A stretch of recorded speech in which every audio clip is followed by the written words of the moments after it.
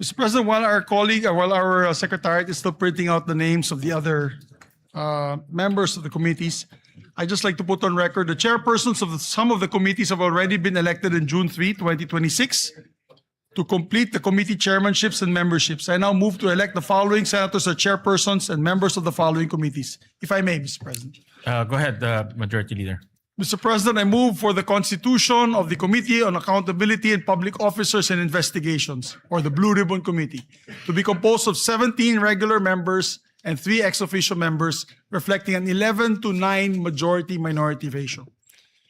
With the chairperson being elected, which is Senator Erwin Tulfo, and with 3 ex officio members taken into account, I move that all majority members, with the exception of one, which is Senator Chis Escudero, he requested to be the one, not as a member of the committee, be elected as members of the said committee. I further move that all remaining senators who are currently in active discharge of their senatorial functions and who are not otherwise designated as ex officio members be elected as regular members, subject to the prescribed membership limit under the rules.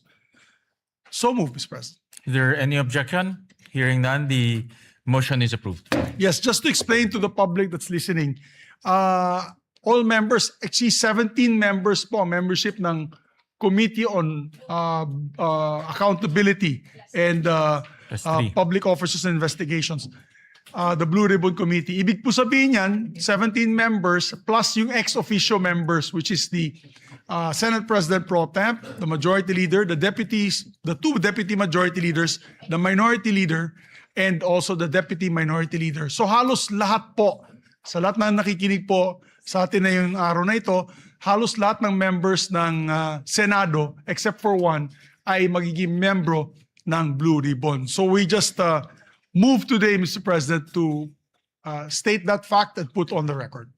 So noted. Thank you very much, Mr. President. And upon the instruction of the chairperson, Senator Erwin Tulfo, I manifest the designation of Senator Kiko Pangilinan as vice chairperson of the said committee. Is there any objection? Hearing none, manifestation is noted. Mr. President, I'd like to also move on the election of members of the Committee on Social Justice on the part of the majority. The chairperson is Senator Erwin Tulfo, the vice chairperson is Senator Risa Ontiveros, and the members are Senator Kiko Pangilinan, Senator Manuel Lito Lapid, and Senator Raffy Tulfo. Is there any objection? Hearing none, the motion is approved. Mr. President, I move to elect the members of the Committee on Energy. The chairperson being Senator Erwin Tulfo, vice chairperson Senator J.V. Ejercito, members Senator Risa Ontiveros, Senator Bam Aquino, Senator Lito Lapid, and Senator Raffy Tulfo. We still need 2 members of the majority. I'll wait for the chairperson to give me the names of the 2 additional members. I so move, Mr. President. Is there any objection? Hearing none, the motion is approved. Thank you, Mr. President. Mr. President, I move that we elect the members of the Committee on Trade, Commerce, and Entrepreneurship. As chairperson, Senator Bam Aquino, and as members, Senator J.V. Ejercito, Senator Chis Escudero, Senator Manuel Lito Lapid, Senator Kiko Pangilinan, and Senator Raffy Tulfo. Is there any objection? Hearing none, the motion is approved. Mr. President, I move that we elect the members of the Committee on Constitutional Amendments and Revision of Codes. The chairperson being Senator Francis Kiko Pangilinan, and members Senators Risa Ontiveros, Senator Ping Lacson, Senator J.V. Ejercito, Senator Bam Aquino, Senator Lito Lapid, and Senator Chis Escudero. I so move. Is there any objection? Hearing none, the motion is approved.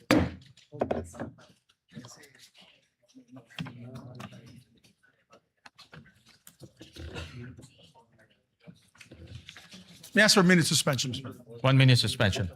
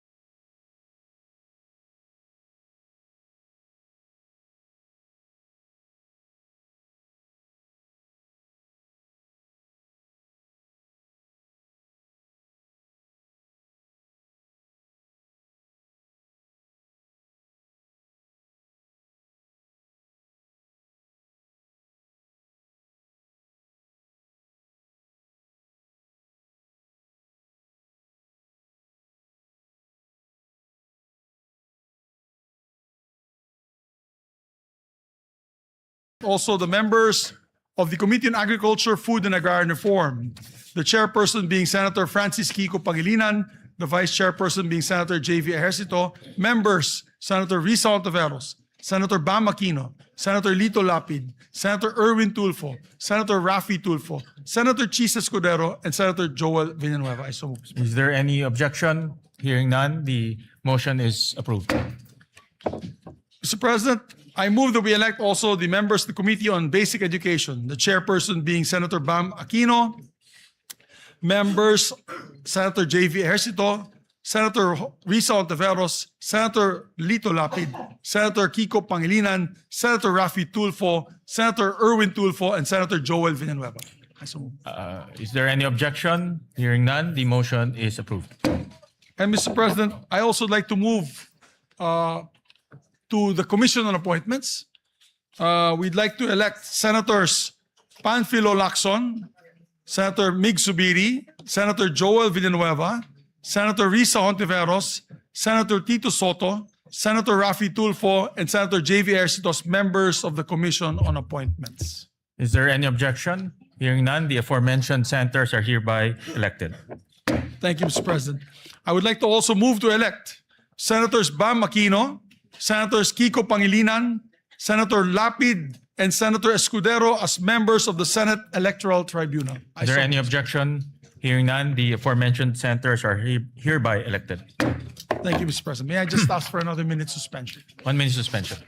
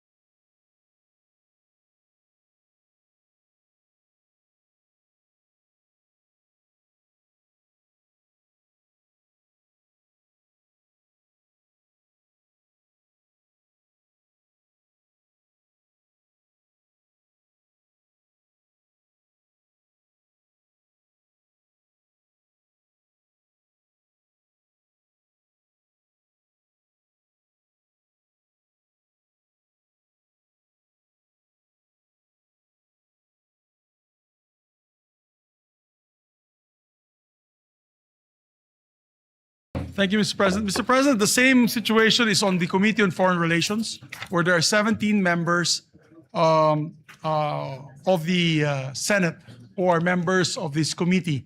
I move, and me being the chairperson, Mr. President, that was elected last June 3, that I have attained the position as chairperson of the Committee on Foreign Relations, and that all members be made as members of the Foreign Relations, except for one on our part, Mr. President, with the permission of Senator Lito Lapid. Does the committee have 17 members as well?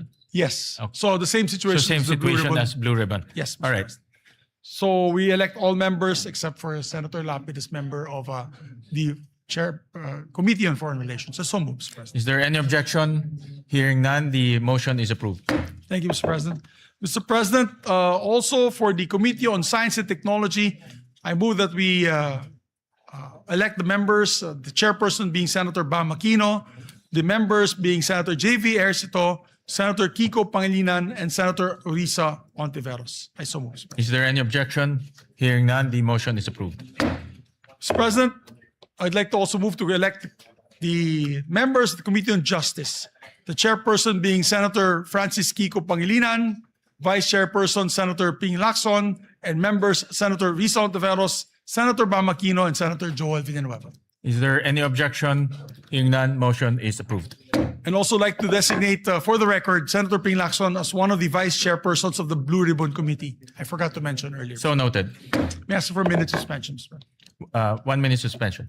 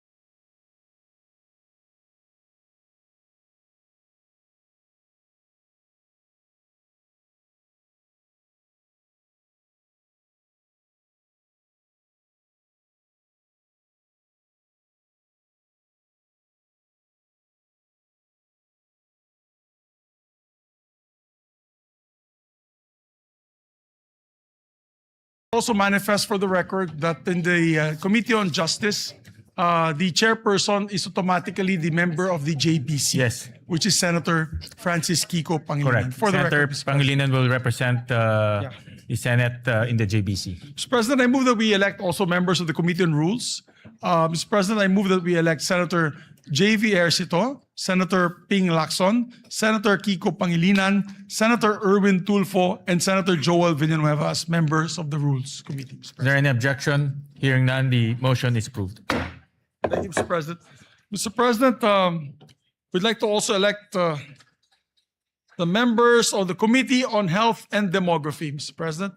For the record, the chairperson is Senator Risa Ontiveros, Vice Chairperson Senator J.V. Ejercito, and the members, part of the majority, Senators Bam Aquino, Senators Kiko Pangilinan, Senators Raffy Tulfo, Senator Erwin Tulfo, and Senator Ping Lacson. Is there any objection? Hearing none, motion is approved. Mr. President, we'd like to also move to elect the members of the Committee on Energy.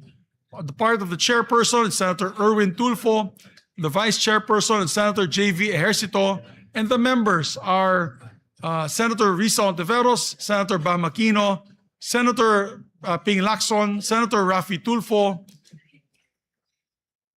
I so move, Mr. President. Is there any objection? Hearing none, motion is approved. Mr. President.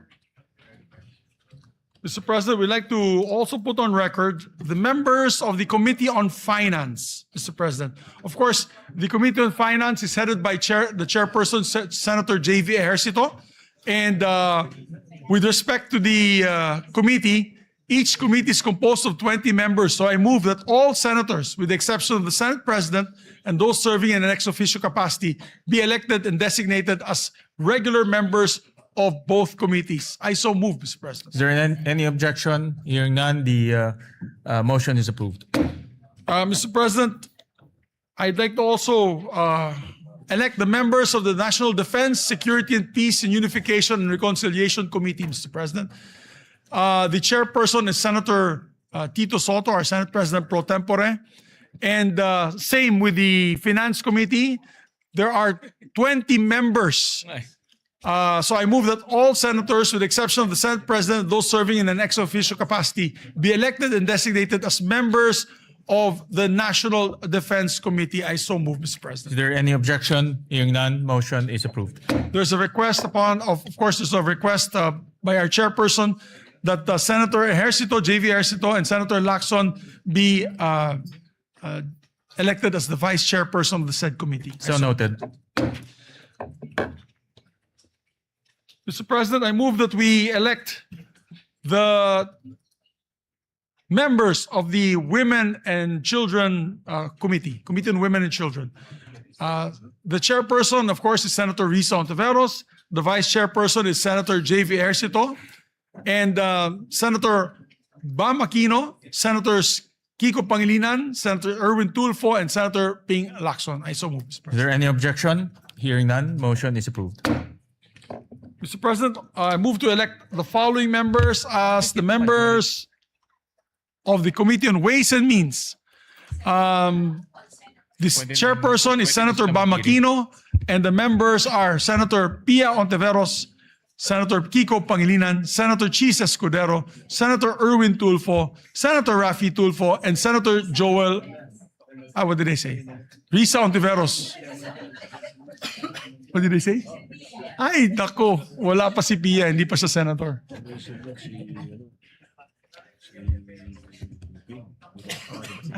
Senator Pia. Okay, my apologies, Mr. President. My apologies.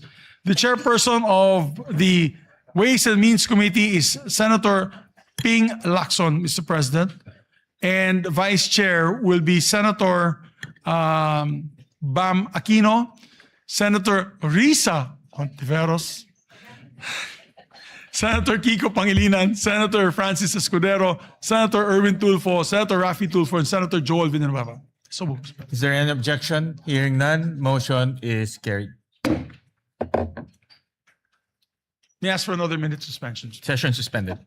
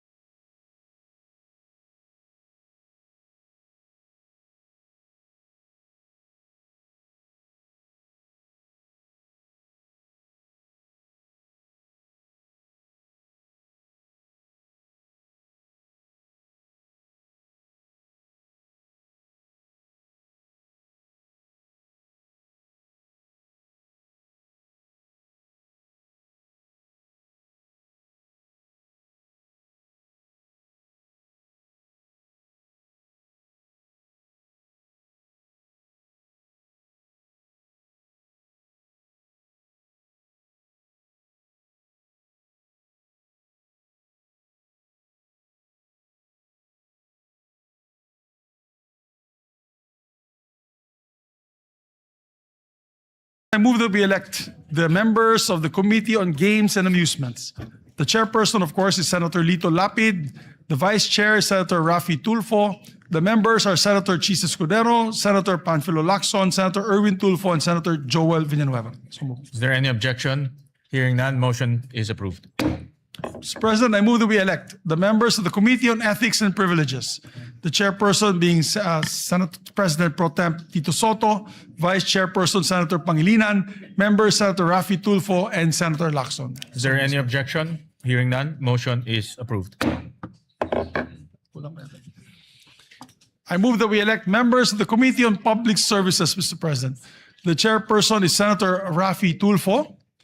The vice chairperson, Senator J.V. Ejercito, and vice chairperson, Senator Bam Aquino.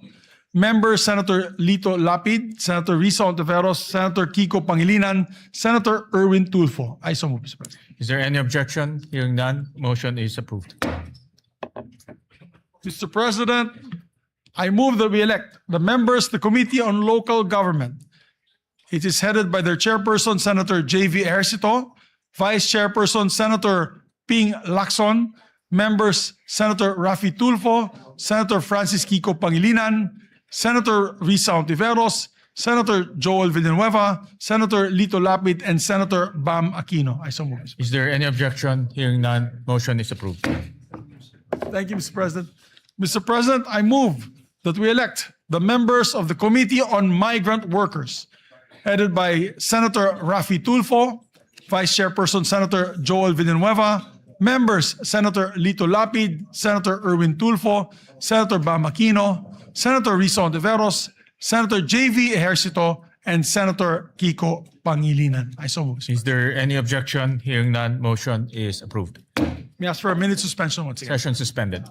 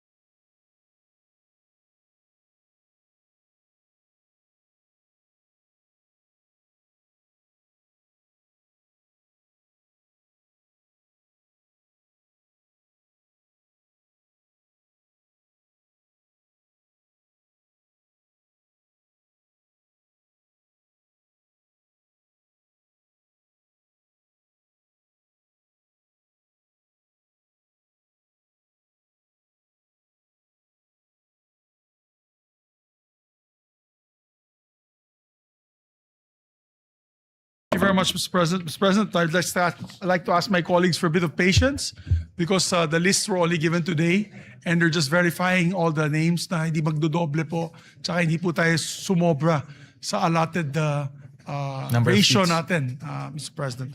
So, and I'd just like to reiterate the election of the JBC representatives pursuant to Article 8, Section 8 of the Constitution. I move to elect Senator Francis Pangilinan as the Senate representative to the Judicial and Bar Council. Vice Sen. Rodante Marcoleta. I so move, Mr. President. Is there any objection?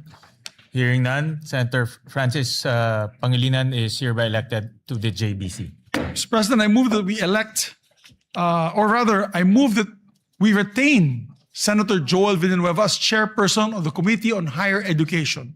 And his vice chairman will be Senator Ejercito, members Senator Bam Aquino, Senator Kiko Pangilinan, Senator Raffy Tulfo, and Senator Escudero. I so move, Mr. President. Is there any objection? Hearing none, motion is approved. And I'd like to make a correction. In the Committee on Games, it's not Senator Raffy Tulfo who's the vice chairperson. It is Senator Erwin Tulfo. So noted. My apologies to the chairperson. As regards to the CA membership, Mr. President, for the record, that this representation and that of Senator Soto are vice. We replace Senators Lito Lapid and Senator Mark Villar respectively for the record, Mr. President. Yeah. So noted. Mr. President, we'd like to also elect the members of the Committee on Labor. Chairperson, Senator Joel Villanueva. Vice Chairperson, Senator J.V. Ejercito. And members, Senator Raffy Tulfo, Senator Erwin Tulfo, Senator Bam Aquino, Senator Risa Ontiveros, Senator Pangilinan, and Senator Escudero, Mr. President. Is there any objection? Hearing none, motion is approved. And Mr. President, I move to formally elect as well my deputy majority floor leaders. We'd like to elect and move to elect Senators J.V. Ejercito as my senior deputy majority leader, who one day in the near future will become the majority leader, I hope, after his job in the Finance Committee, and this representation will just retire.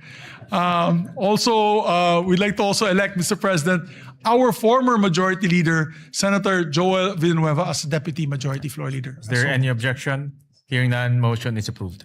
Thank you very much, Mr. President. May I ask for another minute suspension? Session suspended.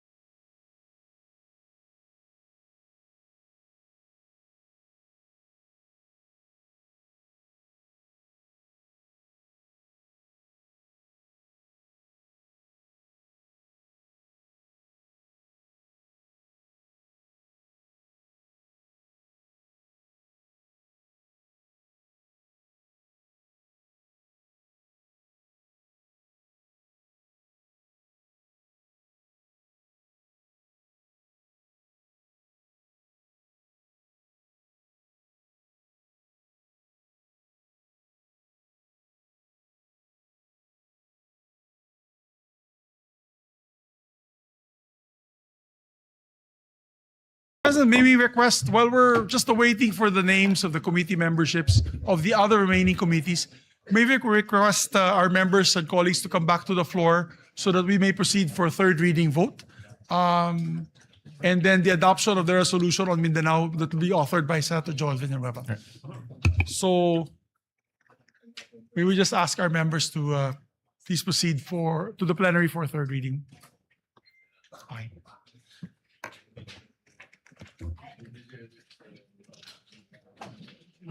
Erwin and Senator Lito. Okay. Senator Erwin.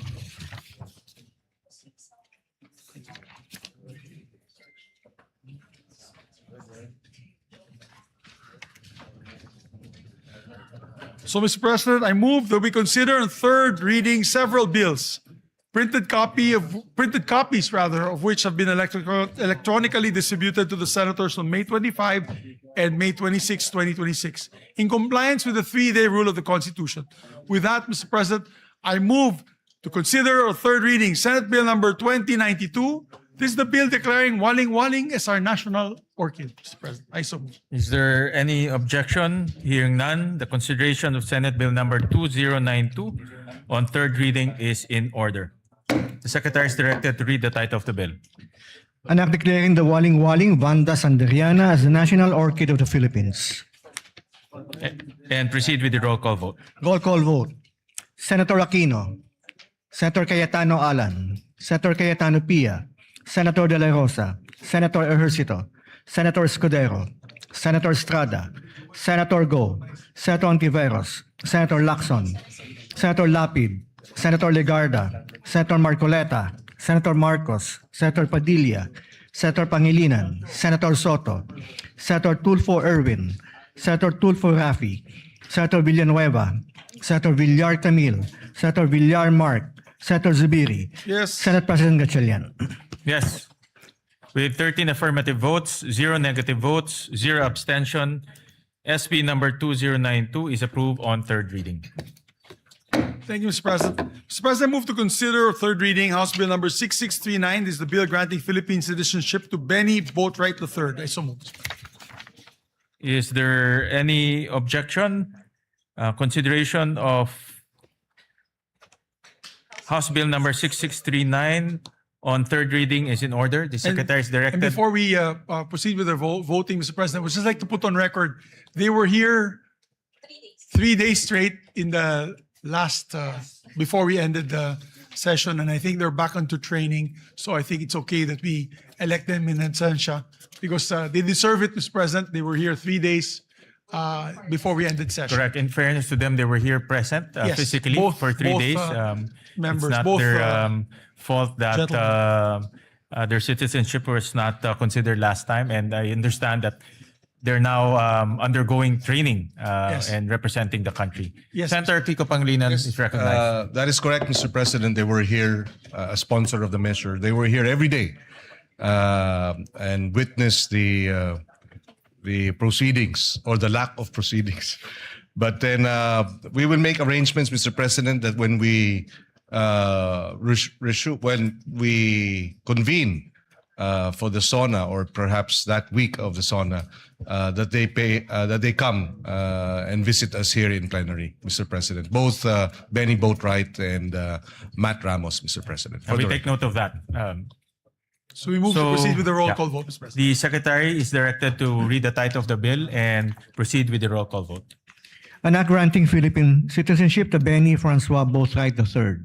Roll call vote. The Honorable Senator Aquino, Senator Cayetano Alan, Senator Cayetano Pia, Senator De La Rosa, Senator Ejercito, Senator Escudero, Senator Estrada, Senator Go, Senator Ontiveros, Senator Lacson, Senator Lapid, Senator Legarda, Senator Marcoleta, Senator Marcos, Senator Padilla, Senator Pangilinan, Senator Soto, Senator Tulfo Erwin, Senator Tulfo Rafi, Senator Villanueva, Senator Villar Camil, Senator Villar Mark, Senator Zubiri, Senate President Gatchalian. With 13 affirmative votes, 0 negative votes, 0 abstentions, House Bill number 6639 is approved on third reading. Thank you, Mr. President. Mr. President, move to consider as well for third reading vote House Bill number 6644, the bill granting Philippine citizenship to Matthew James Ramos. I so move, Mr. President. Is there any objection? Hearing none, consideration of House Bill number 6644 on third reading is in order. The Secretary is directed to read the title of the bill and proceed with the roll call vote. An act granting Philippine citizenship to Matthew James Ramos. Roll call vote. Senator Aquino, Senator Cayetano Alan, Senator Cayetano Pia, Senator De La Rosa, Senator Ejercito, Senator Escudero, Senator Estrada, Senator Go, Senator Ontiveros, Senator Lacson, Senator Lapid, Senator Legarda, Senator Marcoleta, Senator Marcos, Senator Padilla, Senator Pangilinan, Senator Soto, Senator Tulfo Erwin, Senator Tulfo Rafi, Senator Villanueva, Senator Villar Camil, Senator Villar Mark, Senator Zubiri, Senate President Gatchalian. Yes. With 13 affirmative votes, 0 negative votes, 0 abstentions, House Bill number 6644 is approved on third reading. Thank you very much, Mr. President. Congratulations to the authors and sponsors of the three measures. Mr. President, I move that we dispense with the reading of the journals of the 68th and 69th session, May 26 and June 3, 2026, and consider the same as approved. Is there any objection? Hearing none, the motion is approved. Mr. President, now we take up a very important measure that our dear colleague, distinguished former majority leader, had filed. I move that we consider proposed Senate Resolution number 447, and this is a resolution urging adequate funding for Mindanao earthquake relief and rehabilitation. I so move, Mr. President. Is there any objection? Hearing none, the motion is approved. Mr. President, I move that we recognize a distinguished former majority floor leader, our deputy majority floor leader, no other than our distinguished colleague from Bulacan, Senator Joel Villanueva. We recognize the distinguished gentleman from Bulacan. Thank you very Senator much, Villanueva. Mr. President, our distinguished majority leader. Mr. President, distinguished colleagues, it is an honor to rise before this august chamber to sponsor proposed Senate Resolution number 447, urging the national government to ensure adequate funding and resources for the relief, rehabilitation, reconstruction, and recovery of communities devastated by the recent earthquake in Mindanao. Ginoong Pangulo, ang usapin po natin ngayon ay hindi lamang tungkol sa pondo. Ito po ay tungkol sa mga buhay na winasak ng lindol at sa ating tungkulin na tulungan ang ating mga kababayan na muli pong makabangon. Noong pong 8 ng Hunyo, isang magnitude 7.8 na lindol ang tumama malapit sa Sarangani Province. Sa loob lamang po ng ilang minuto, nagbago ang buhay ng daang-daang libong Pilipino. As of June 16, at least 68 lives have been lost. More than 1,000 have been injured and over 30 remain missing. Mahigit 1 milyong individual o higit 330,000 families ang naapektuhan, habang halos 19,000 pa rin ang nananatili sa evacuation centers. Ngunit higit pa po sa mga numerong ito ay ang mga kwento ng ating mga kababayan, mga pamilyang nawalan ng tahanan, mga batang hindi makapasok sa paaralan, mga manggagawa, mga magsasaka, mga mangingisda na nawalan ng kabuhayan at mga pamilyang nagdadalamhati sa pagkawala ng kanilang mahal sa buhay. Mr. President, Mindanao is a pillar of our national economy. Ito po ay mahalagang pinagmumulan ng pagkain, produktong agrikultura at yamang dagat. Kapag naapektuhan po ang Mindanao, nararamdaman po ito ng ating buong bansa. Initial assessments estimate at least 1.13 billion pesos in damage to public and private infrastructure. And that figure is expected to rise, Mr. President, as assessments continue. Nasira po ang mga tahanan, paaralan, ospital at iba pang mahalagang infrastruktura. Ngunit ang mas malaki pong hamon ay ang muling pagtatayo ng mga komunidad at pagbibigay ng bagong pag-asa sa ating mga kababayan. Kaya Ginoong Pangulo, sa pagkakataong ito, nais po nating makita, nais natin din pong kilalanin, lalo na ang ating mga rescue workers, health workers, uniformed personnel, volunteers, local officials at humanitarian organizations na wala pong sawang tumutulong sa mga nasalanta. Ngunit alam po natin, Ginoong Pangulo, alam natin na hindi po sapat ang bayanihan lamang. Heroism saves lives, but resources rebuild communities. Compassion comforts victims, but funding restores livelihoods. Kaya po kinakailangan nating tiyakin na ang lahat ng magagamit na pondo at suporta ng ating pamahalaan ay agad-agad na mapakilos upang mapabilis ang relief, rehabilitation, reconstruction at pagpapanumbalik ng kabuhayan sa mga apektadong lugar. Ginoong Pangulo, sa panahon po ng sakuna, nasusukat hindi lamang po ang tibay ng ating mga infrastruktura, kundi ang tibay ng ating pagkakaisa bilang isang bansa. Ngayon ang panahon upang patunayan na walang Pilipinong maiiwan. And for these reasons, Mr. President, I respectfully seek the support of our esteemed colleagues for the immediate passage, immediate adoption of this resolution. Marami pong salamat at pagpalain tayong lahat ng ating Panginoong Diyos. Senator Erwin Tulfo is recognized, then Senator Kiko Pangilinan. May we recognize as well Senator J.V. Ejercito to And sponsor. Senator, we and then recognize, after which, sorry. yeah, I we just- recognize Senator JV first for his Yes, I have the co-sponsorship. list. It's the Senator J.V. Ejercito, Mr. President. After that, Senator Kiko Pangilinan and Senator Erwin Tulfo. And Senator Raffy Tulfo after. So we first recognize Senator JV Ejercito. Thank you, Mr. President. Ginang Pangulo, mga kasamahan sa Senado at sa mga kababayan natin sa Mindanao, magandang umaga po.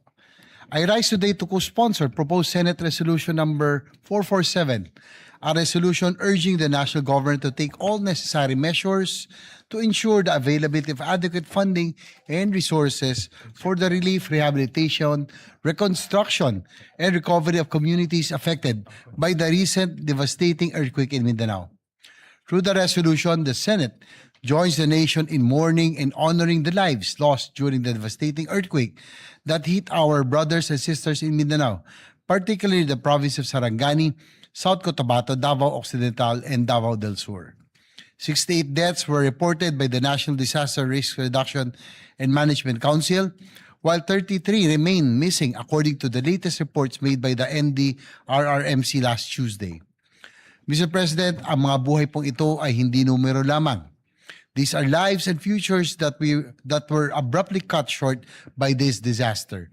Ang bawat isa sa kanila ay may pangalan, mayroong kwento, mayroong pangarap, at may mga mahal sa buhay na naiwan. Sila ay mga anak, asawa, kapatid, kaibigan, at mga mahal nating mga kababayan.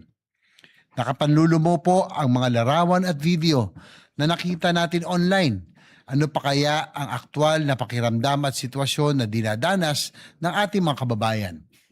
Bilang magulang, nakakatakot isipin na malagay sa kaparehong sitwasyon ang aking mga anak. Nakita natin ang mga mag-aaral at mga guro na napuno ng takot habang niyayanig ng lindol ang kanilang paaralan. Nakita natin ang ilan nating kababayan na wala nang magawa kung hindi tignan na lamang ang pagguho ng mga gusali at negosyo na kanilang pinagtrabahuhan at ipinundar. Bukod sa mga buhay na nasayang, maraming bahay ang nasira at maraming kabuhayan ang naapektuhan at nawala. Mr. President, this tragedy is a painful reminder that the country is so vulnerable to disasters and calamities, and that we have so much work to do in terms of disaster preparedness. Lalo na nating nakita ang kahalagan ng matatag na infrastruktura at sistema ng pagpaplano sa pagsasaayos ng ating mga komunidad. Resilience should not just be expected from our constituents, but should mean that our infrastructure systems and responses can withstand the wrath of nature. Sa ilalim ng liderato ni Senate President Win Gatchalian, mabilis na nakapag-abot ng paunang tulong ang Senado sa mapektadong komunidad.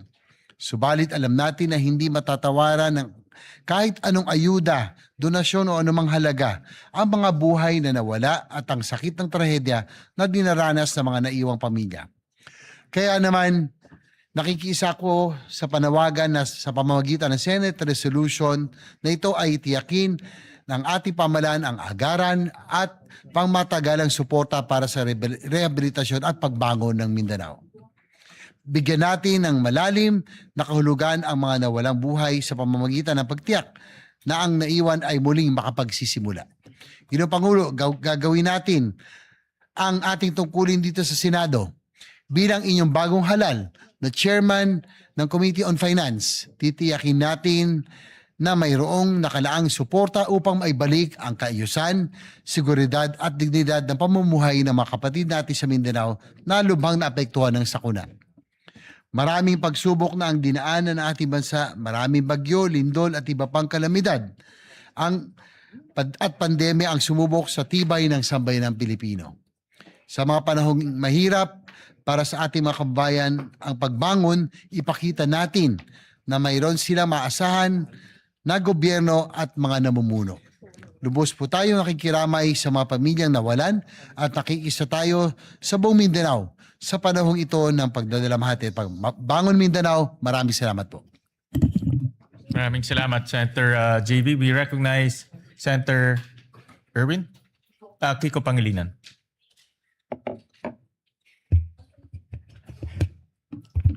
Thank you, Senate President Gatchalian. Dear colleagues, I rise to co-sponsor Senator Joel Villanueva's Senate Resolution number 447. In times of calamity, the Senate must speak as one. I commend Senator Joel Villanueva for his quick thinking and swift leadership on this resolution, which reflects the Senate's shared duty to help Mindanao recover, rebuild, and prosper. Strategic national priority ang mabilis at tuloy-tuloy na pagbangon ng Mindanao mula sa lindol noong Hunyo 8. Bakit? Dahil nasa Mindanao ang humigit kumulang 1/3 na pinakamahihirap nating mga kababayan, habang 40% ng food supply ng ating buong bansa ay galing dito. Pinakamalawak na produkto ng nyug, pinakamalawak na coconut farm sa buong Pilipinas ay nasa Mindanao. 40%, 30% of the national food trade comes from Mindanao. Food basket ng Pilipinas ang Mindanao. It is also one of our most dynamic growth frontiers. Maraming mga tahanan, paaralan, ospital, kalsada, tulay, mga sistema ng kuryente at tubig at iba pang mahalagang infrastruktura ang nasira sa Davao Region at Soc-Sargen. Kung hindi ito agad-agad at sapat na matutugunan, mas lalaki ang pinsalang dulot sa agrikultura, pangingisda, logistics at mga lokal na negosyo. Tatagal ang paghihirap ng mga apektadong pamilya at malalagay rin sa alanganin ang pambansang seguridad sa pagkain at katatagan ng ating ekonomiya. Ang Senate Bill number 2259 ng inyong lingkod naglalaan ng 15 billion pesos in supplemental funding. Nilalayon nito na maibalik ang mahahalagang serbisyong pampubliko, maisaayos at mapatatag ang mga kritikal na pasilidad at maibangon ang kabuhayan ng ating mga magsasaka, mangingisda, manggagawa, maliliit na negosyo, lahat lubhang apektado ng lindol. Sa pagsuporta ng PS Resolution number 447 ni Senator Joel at sa ating Senate Bill 2259, pinagtitibay ng Senado na nasa interes ng buong Pilipinas ang pagbangon ng Mindanao. Dahil pagprotekta ito sa ating sistema ng pagkain, pangangalaga sa mga trabaho at pagpapatatag at papabagsak o baba ng presyo ng mga bilihin. Sa sama-sama nating pagkilos, bubuo tayo ng isang Mindanao na mas matatag, mas ligtas at mas handa gayon din ng buong bansa. Kaysa natin ang ating mga kababayan sa Mindanao at hindi natin iiwan ang mga kababayan natin dito. Maraming salamat. And again, maraming salamat kay Senator Joel for sponsoring this measure. We recognize the gentleman from Palawan, Senator Erwin Tulfo. Thank you, Mr. President.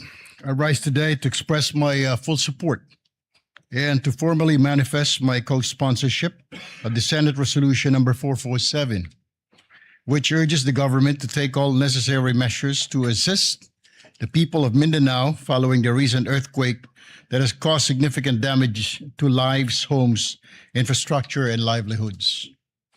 In times of calamity, it is our duty as public servants to ensure that affected communities receive immediate, adequate assistance. The earthquake has brought hardship and uncertainty to many families, underscoring the need for a swift, coordinated, and comprehensive response from all concerned agencies. Through this resolution, we reaffirm our commitment to mobilizing relief efforts, providing emergency assistance, restoring essential services, and supporting the long-term recovery and rehabilitation affected areas. We also recognize the resilience of the people of Mindanao and stand in solidarity with them as they rebuild their communities. It is imperative that the national government, together with local government units and relevant stakeholders, work closely to address the urgent needs of those affected and to strengthen disaster preparedness and response mechanism to mitigate the impact of future calamities. Ginong Pangulo at mga kasamahan, Ito po yung sinasabi ko noon pa at paulit-ulit ko na sinasabi. Isang tabi po natin ang ating mga personal or group interest. Alang-alang po sa mas nakakarami sa atin. We commend Senator Joel Villanueva for coming in today to file this resolution for the victims of the Mindanao quake. Thank you, Senator Joel Villanueva, for this resolution. For this reason, I wholeheartedly support and co-sponsor Senate Resolution number 447, Mr. President, and urge its immediate adoption. Thank you and good morning. Any more, Majority Leader? Any more, Senator Rafi? Yeah. While waiting for Senator Rafi, let me commend the resolution filed by Senator Joel Villanueva, PS Resolution 447. Ito po ay napapanahon dahil po yung naranasan ng Mindanao, particularly Sarangani and Jensan, ay isa sa pinakamalakas na lindol na naranasan po ng ating bansa. At marami pong infrastruktura na nasira doon. Nakita ho namin ni Senator Erwin, Senator JV at Senator Migs. At marami rin pong nasawi na buhay. At kami po ay nakikiramay at nakikiisa po sa mga kababayan ho natin sa Jensan, Sarangani at sa lahat pong ng lugar na tinamaan po ng lindol. At kaya po nagbibigay pugay ho kami kay Senator Joel dahil ito pong resolution ay nagdedirekta ng mabilis na action at mabilis po na pag-release ng pondo para po makatulong po sa mga kababayan natin sa Mindanao. With that, we recognize Senator Rafi Tulfo. Mr. President, colleagues, I rise today to express my strong support for Senator Joel Villanueva, Senate Resolution 447 and 452 concerning the recent 7.8 earthquakes which struck Mindanao last June 8, 2026. Hindi basta numero mga biktima ng lindol o anumang kalamidad. Sila po ay mga pamilyang nawala ng mga mahal sa buhay, tahanan at kabuhayan. The people of Mindanao have shown remarkable resilience in the face of adversity. Ngunit hindi sapat ang katatagan lamang. Hindi natin maaaring iasa sa tibay ng loob ng ating mga kababayan ang kanilang pagbangon. Kailangan nila ang agarang tulong at buong suporta ng pamahalaan upang muling maitayo ang kanilang mga buhay at komunidad. These resolutions recognize the urgent need to assess the full extent of the damage, ensure the relief and rehabilitation efforts are delivered efficiently, and identify measures that will strengthen the preparedness of our community against future disasters. Kasabay po nito, kinikilala natin rin ang kabayanihan ng ating mga rescue workers, medical teams at frontliners na nagbuwis ng oras at lakas upang pangunahan ang ating recovery efforts. For these reasons, I express my support, again, for Senate Resolution 447 and 452 and urge my colleagues to continue working together to ensure that the affected communities receive the assistance, rehabilitation, and protection that they deserve. May we continue to pray for their rehabilitation and for the continued safety of all our kababayans. Maraming salamat po, Mr. President. Thank you. Thank you very much for the co-sponsorship speech. Majority Leader, any more Thank you very much, Mr. co-sponsorship? President. With that, no other members wish to sponsor the measure. I move that all members present be made co-sponsors, Mr. President. Is there any objection? Hearing none, motion is approved and all senators are made co-sponsors of this bill. Yes, Mr. President. Those are present today. Mr. President, I move that we adopt proposed Senate Resolution number 447. I so move, Mr. Is President. there any objection? Hearing none, proposed resolution 447 is hereby adopted, subject to style. Thank you, Mr. President. And we would like to thank Senator Joel Villanueva for filing this measure. Kami po sa Mindanao ay nagpapasalamat po sa kanya sa malasakit po niya sa amin sa Mindanao. Maraming po salamat kay Senator Joel. With that, Mr. President, I move to also take up proposed Senate Resolution number 452 and ask the Secretary to read the title of the measure. Resolution expressing the profound gratitude of the Senate of the Philippines to the rescue workers, social welfare and healthcare personnel, local government units, uniformed services, civil volunteer groups, and all humanitarian responders for providing swift life-saving assistance to affected communities in the aftermath of the magnitude 7.8 earthquake that struck Mindanao. Health workers. Thank you, Mr. President. Mr. President, you are the sponsor Yes, of the Mr. measure, Pres- Mr. President. Do you wish to? Yes, Mr. sponsor President, or- I will just, Majority Leader, I will just insert my sponsorship speech for this resolution. Pero ito po ay simpleng pasasalamat sa ating mga frontliners, sa DSWD, in particular the Armed Forces of the Philippines who provided logistical support sa mga sinalanta po ng lindol. Kaya po ito ay isang pasasalamat sa lahat po ng frontliners natin. Kasama na rin po yung LGU LGUs. na talagang kaagad rumisponde sa pinsala ng lindol. Thank you, Mr. President. Pero meron na po tayong mga kasamahan. Mr. President, with your permission and permission of the body, would like to give short sponsorship speeches. Yes. May we recognize Senator J.V. Ejercito? He'll also insert to the records his sponsorship speech. And we'd like to recognize Senator Erwin Tulfo. We recognize Senator Erwin Tulfo for his co-sponsorship speech. Mr. President, colleagues, I rise today to manifest my support and co-sponsorship on Senate Resolution number 452, expressing the profound gratitude of the Senate to rescue workers, social welfare, healthcare personnel, local government units, uniformed services, civil volunteer groups, at sa lahat po ng humanitarian responders sa government man o sa pribadong kumpanya. Marami po akong nabalitaan na may mga private companies po. Yung iba po galing sa mga mining corporations na nagpadala po ng kanilang workers para tumulong po sa paghahanap sa mga natabunan ng mga gumuhong gusali. Therefore, Mr. President, this resolution would like to express my support to thank all those involved, including the local government units who were there at the very first instance, the first responders to go around to check their constituents. Maraming salamat po sa inyo. Thank you, Mr. President. Yeah, muli, nagpapasalamat ho kami sa ngalan po ng Senado. Nagpapasalamat ho kami sa ating mga rescue workers, social welfare and healthcare personnel, local government units, uniform services, kasama na po ang Armed Forces of the Philippines, civil volunteer groups, and all humanitarian responders. Maraming salamat po. Yes, maraming salamat po, Mr. President. Some, of course, special mention po yung Red Cross, Philippine Yes, Red Cross, kung of saan po course. tayo ay membro bilang governors, Board of Governors of the Philippine Red Na Cross. pinangungunahan po ni And, Chairman Dick Gordon. Chairman Dick Gordon for his speedy action, always ready, always there, always first, always ready, always there, na Red Cross, headed by Senator Dick Gordon. We'd like to thank them. So with that, Mr. President, I move that we adopt proposed Senate Resolution number 452. I so move, Mr. Is there any objection? Hearing none, proposed resolution 452 is hereby adopted, subject to style.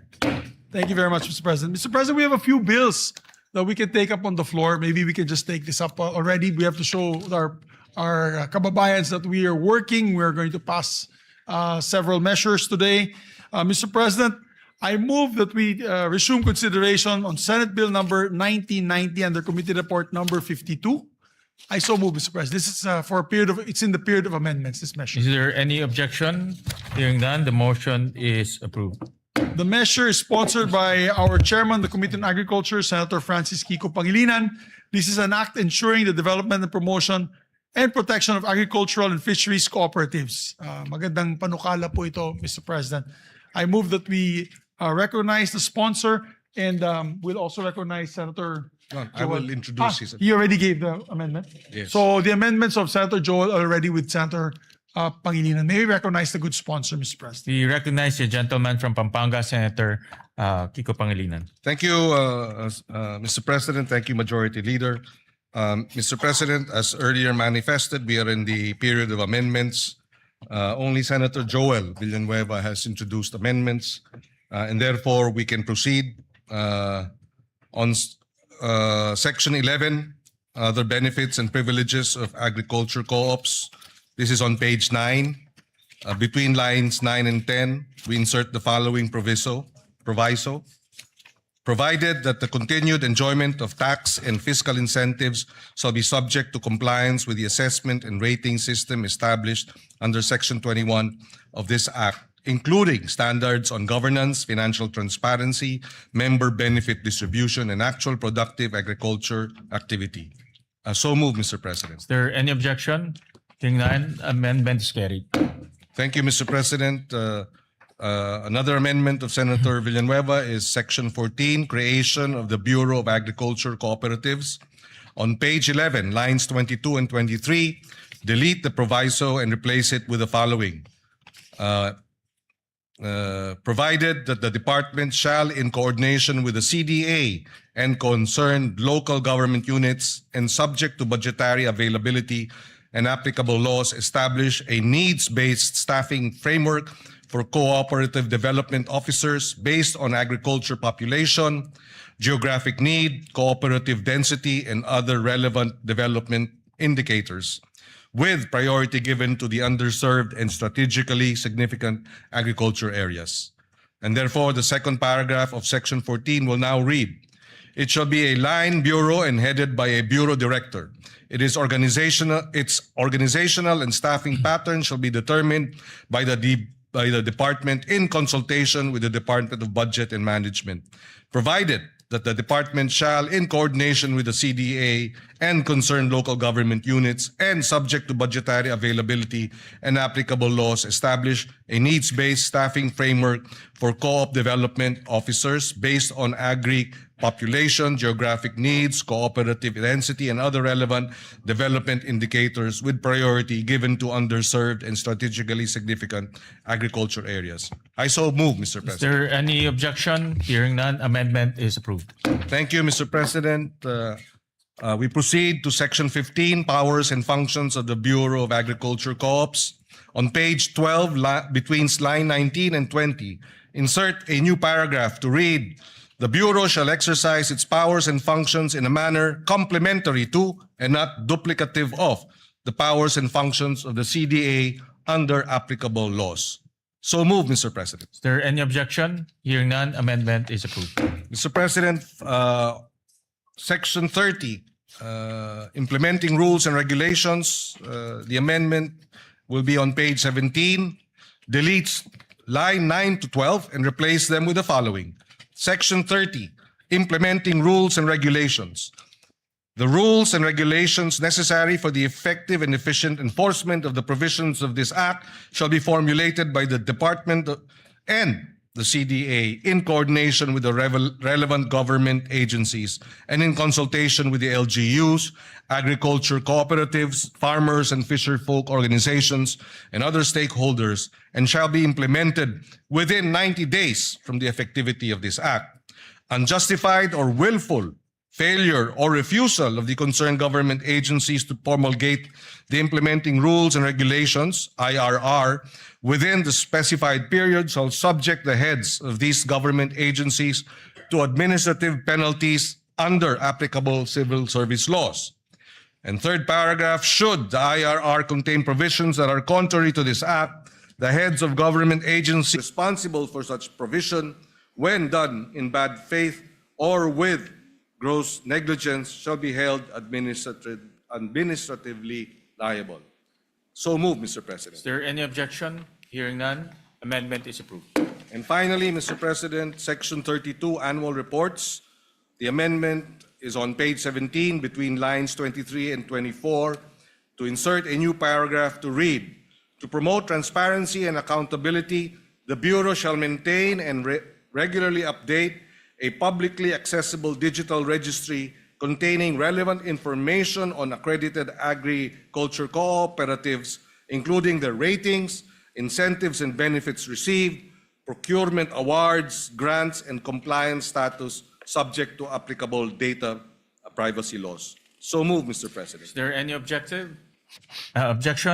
Hearing none, amendment is approved. Thank you, Mr. President. There are no other proposed amendments for Senate Bill 1990. With the permission of our majority leader, if we can move to terminate the period of amendments. Yes, Mr. President. Mr. President, there being no other members who wish to amend the measure further, I move that we close the period of amendments. I so move, Mr. President. Is there any objection? Hearing none, period of amendments is hereby closed. Mr. President, with that, I move to approve on second reading Senate Bill number 1990 under Committee Report number 452. Is there any objection? Hearing none, Senate Bill number 1990 is hereby approved on second reading. Thank you very much, Mr. President. Move to suspend consideration of the measure. Consideration is hereby suspended. Mr. President, we are in receipt of a bicameral conference committee report on the disagreeing provisions of Senate Bill number 1894 and House Bill number 8476, or the amendments to the Universal Access to Quality Tertiary Education Act, which has been filed with the Bills and Index last June 3, 2026, and was ratified by the House of Representatives on the same date. Mr. President, I move that we approve and ratify the said conference committee report on the disagreeing provisions of Senate Bill number 1894 and House Bill number 8476, and the text of the joint explanation be deemed read into the records of the chamber. I so move. Is there any objection? Hearing none, the motion is approved. The conference committee report is approved and ratified. Thank you very much, Mr. President. And Mr. President, yes, Mr. President. May we recognize our distinguished colleague, Senator Joel Villanueva. We recognize the for gentleman his, from Bulacan, manifestation. Senator Joel Villanueva. Yeah, Mr. President, just to give a very short manifestation on the ratification of the BICAM report on enhancing universal access to quality tertiary education. Mr. President, dear colleagues, it is with great privilege that we rise today to express our strong support for the ratification of the Bicameral Conference Committee report on the disagreeing provisions of Senate Bill number 1894 and House Bill number 8476, otherwise known as the Act Enhancing the Universal Access to Quality Tertiary Education. We again extend our warmest gratitude to our fellow conferees in the Senate and our counterparts in the House of Representatives, especially Chairperson Lauren Legarda, as one of the co-authors one of the authors and co-sponsors of this particular measure. Mr. President, we welcome the improvements introduced through this legislation and remain hopeful that these amendments will further strengthen RA number 10931, or the Universal Access to Quality Tertiary Education Act. More importantly, we trust that these reforms will remain faithful to the original spirit and intent of the law, a landmark measure that we, together with some of our colleagues here, including our Senate President, envisioned during its passage to make higher education more accessible to every deserving Filipino learner, especially those who face the greatest economic barriers. This measure responds directly, Mr. President, to that challenge by granting prioritization of eligibility to the tertiary education subsidy for enrolled students from the 4Ps o Pantawid Pamilyang Pilipino program households in recognized higher education institutions and technical vocational institutions. We are helping, Mr. President, ensure that financial hardship does not stand in the way of educational opportunity. So ultimately, Mr. President, this measure advances our collective goal of building a more equitable and inclusive education system.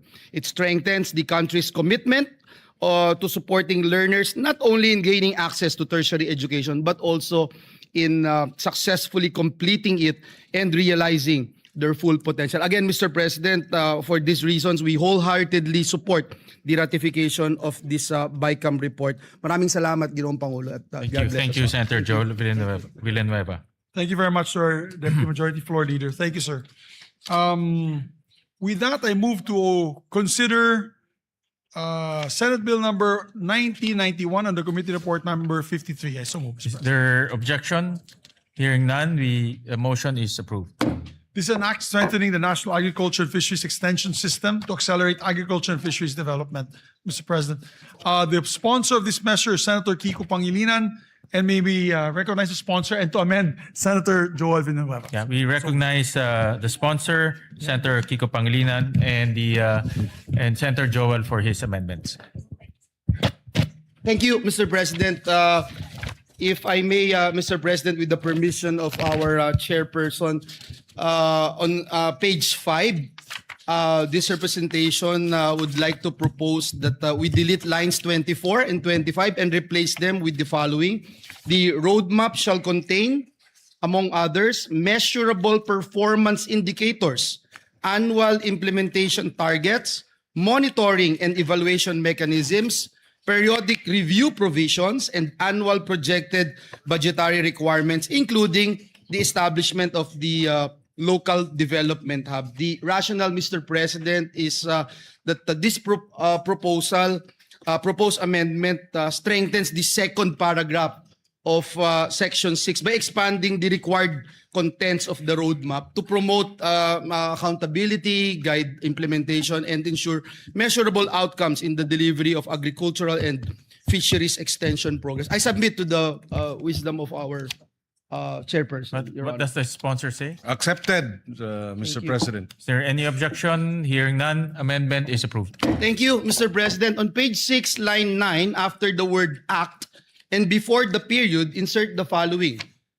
And other applicable laws, and without diminution of vested rights, benefits, and security of tenure of affected personnel. So the paragraph, Mr. President, will now read as follows.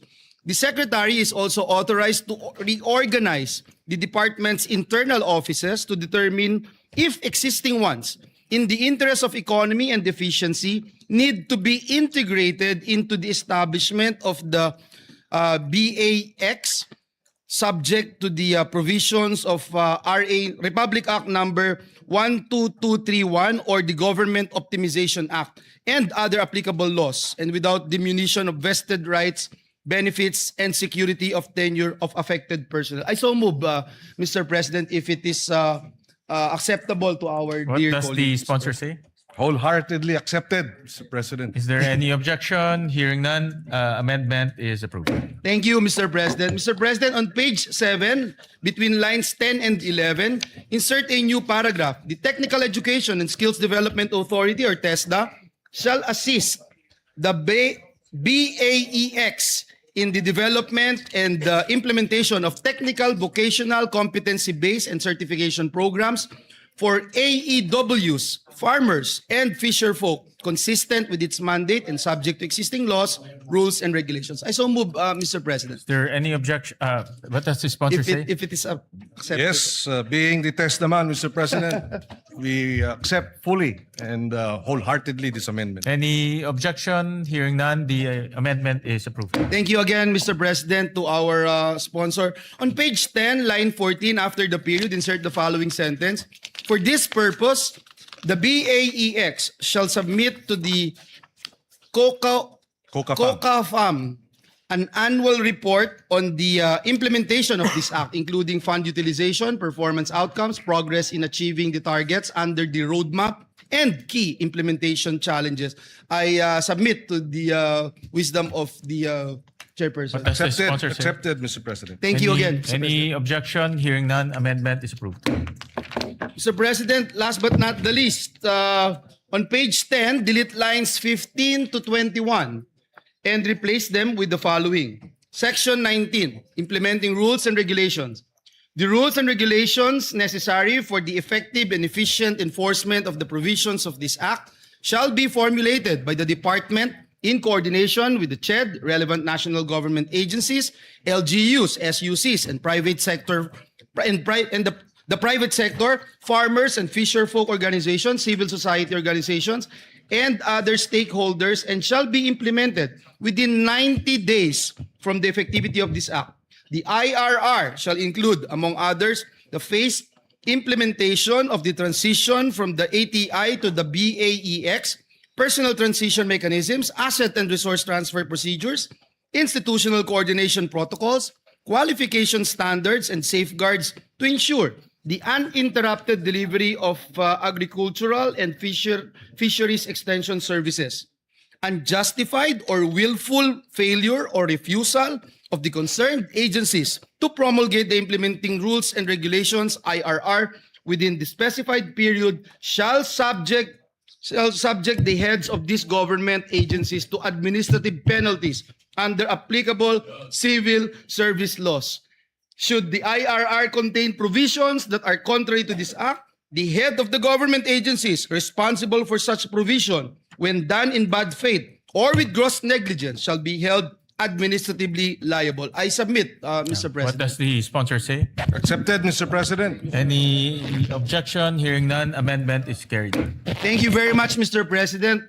We'd like to put on record our sincerest thanks and gratitude to our distinguished sponsor of the measure. Thank you, Mr. President. Thank you, dear colleague. We'd like to thank Senator Joel for his amendments. Mr. President, with the permission of the majority leader, we just have a few more amendments for this measure. Please proceed. Yes, Section 4, creation of the Bureau of Agriculture Extension, BAEX, first paragraph, on page 3, line 27, between the words agriculture and extension, insert the phrase and fisheries. And on the same line, delete the acronym BAEX and replace with the acronym BAFEX. This shall be an omnibus amendment in the bill to reflect the name of the new DA Bureau, which is the Bureau of Agriculture and Fisheries Extension, or BAFEX. The first paragraph of Section 4 as amended shall now read as follows. Creation of the Bureau of Agriculture and Fisheries Extension, BAFEX. The Agriculture Training Institute is hereby transformed and strengthened into the Bureau of Agriculture and Fisheries Extension, hereinafter referred to as the BAFEX. It shall be a line bureau in the Department of Agriculture under the supervision of the Undersecretary for Operations. As a line bureau, it shall maintain physical offices at the national, regional, provincial, and municipal levels. So moved, Mr. President. Any objection? Hearing none, amendment is approved. On the same Section 4, second paragraph, on page 4, line 4, after the word section, delete the number 8 and replace with number 9. And it shall now read as follows. The BAFEX shall be headed by a bureau director with 2 assistant directors at the national level who shall head the Technical Services and Administration and Finance Service.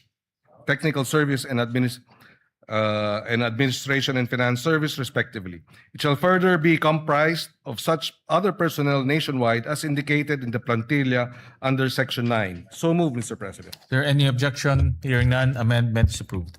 Thank you, Mr. President. Section 9, plantilla of BAFEX personnel. First paragraph. On page 6, line 25 to 31. Starting from the word agriculture, on line 25, delete the rest of the paragraph ending with the word country on line 31 and replace with the following. Director, Provincial Agriculture Extension Officer, Assistant PAEO, and Agriculture Extension Workers, AEWs. The department shall provide the details of the plantilla reflecting a minimum of 3 AEWs in every municipality in the country. The first paragraph of Section 9 shall now read as follows. Section 9, plantilla of BAFEX personnel. There shall be a plantilla of positions in the BAFEX, namely Bureau Director, 2 Assistant Directors, Regional Director, Provincial Agriculture Extension Officer, PAEO, Assistant PAEO, and Agriculture Extension Workers, AEWs. The department shall provide the details of the plantilla reflecting a minimum of 3 AEWs in every municipality in the country. So moved, Mr. President. Is there any objection? Hearing none, amendment is approved. Section 9, third paragraph. On page 7, delete the entire paragraph on lines 5 and 6 and replace with the following paragraph. The basic salary grade for Agriculture 1 shall be salary grade 13 in the government salary grade scale, consistent with Republic Act 12215 or the Philippine Agriculturist Act. So moved, Mr. President. Is there any objection? Hearing none, amendment is approved. Mr. President, on page 7, delete lines 15 to 16 and replace with agriculture officers, workers shall be entitled to appropriate representation allowance and traveling allowance, RATA, in accordance with existing regulations. So moved, Mr. President. Is there any objection? Hearing none, amendment is approved. Penultimate amendment, Section 16 on appropriations, first paragraph on page 9, line 25. After the word for, delete the word personal and replace with personnel. The first paragraph of Section 16 shall now read as follows. Section 16, appropriation for the first year of implementation of this act the amount of 10 billion pesos shall be appropriated for personnel services and operation and capital budget requirements of BAFEX. It shall be sourced out of the total budget of the department. So move, Mr. President. Is there any objection? Hearing none, amendment is approved. And finally, on the title of the bill, the following, the omnibus amendment approved earlier, the title shall now read as follows. An act strengthening the National Agriculture and Fisheries Extension System to accelerate agriculture and fisheries development, creating the Bureau of Agriculture and Fisheries Extension, BAFEX, and appropriating funds therefore. Subject to style, Mr. President, so move. Is there any objection? Hearing none, amendment is approved, subject to style. Thank you, Mr. President. There are no other amendments. With the permission of the Majority Leader, I move to terminate the period of amendments. Thank you very much, Mr. President. With that, no other member wishes to make any further amendments. I move to close the period of amendments. Is there any objection? Hearing none, period of amendments hereby closed. Mr. President, I move to approve on second reading Senate Bill number 1991 under Committee Report number 53. Is there any objection? Hearing none, Senate Bill number 1991 is hereby approved on second reading. Please double. Thank you, Mr. President. Move to suspend Thank you, consideration. of the Mr. measure. President. Consideration of Senate Bill number 1991 is hereby suspended. And we'd like to congratulate the distinguished colleague for that. Mr. President, I move, finally, we'll take up one more bill and one sponsorship of another bill, and then we can suspend for the CA. And then we'll take up the other bills this afternoon when we come back, Mr. President. Mr. President, I move that we resume consideration of Senate Bill number 1905 under Committee Report number 35. I so move, Mr. President. Is there any objection? Hearing none, motion is approved. This measure, Mr. President, is for all our barangay health workers. We were in the ground during the earthquake, and we saw all the first responders were actually barangay health workers Correct. helping our people. We promised them, Mr. President, we will pass this, and therefore I would like to recognize the sponsor, Senator Risa Ontiveros, for their finalizing our amendments on this measure, Mr. President. By the way, for the record, Mr. President, we passed this already in the last Congress. So it's just a matter of passing this once again in this Congress. Thank So you, move, thank Mr. you, President. Majority Leader. We recognize the gentle lady from Panay, Senator Risa Ontiveros. Salamat po, Mr. President. Mr. President, there are no more committee amendments and no colleague has submitted individual amendments for proposal today. So, with the indulgence of the body, Mr. President, if the body will kindly allow, and in the light also of what the Majority Leader has said, na actually round 2 na po ito ng mga barangay health workers sa buong Pilipinas since the previous or 19th Congress.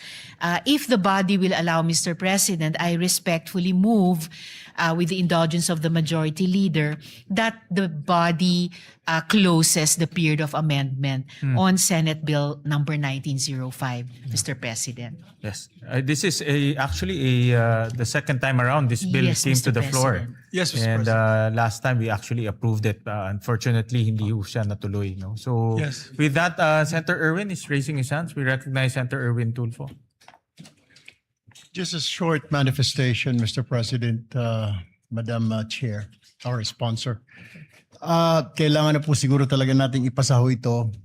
Kailangan po dahil ito po ay ang ating pong mga barangay health workers, ang mga first responders. Ito po nakita natin nung nagdaang earthquake sa Mindanao, sila po ang nauna.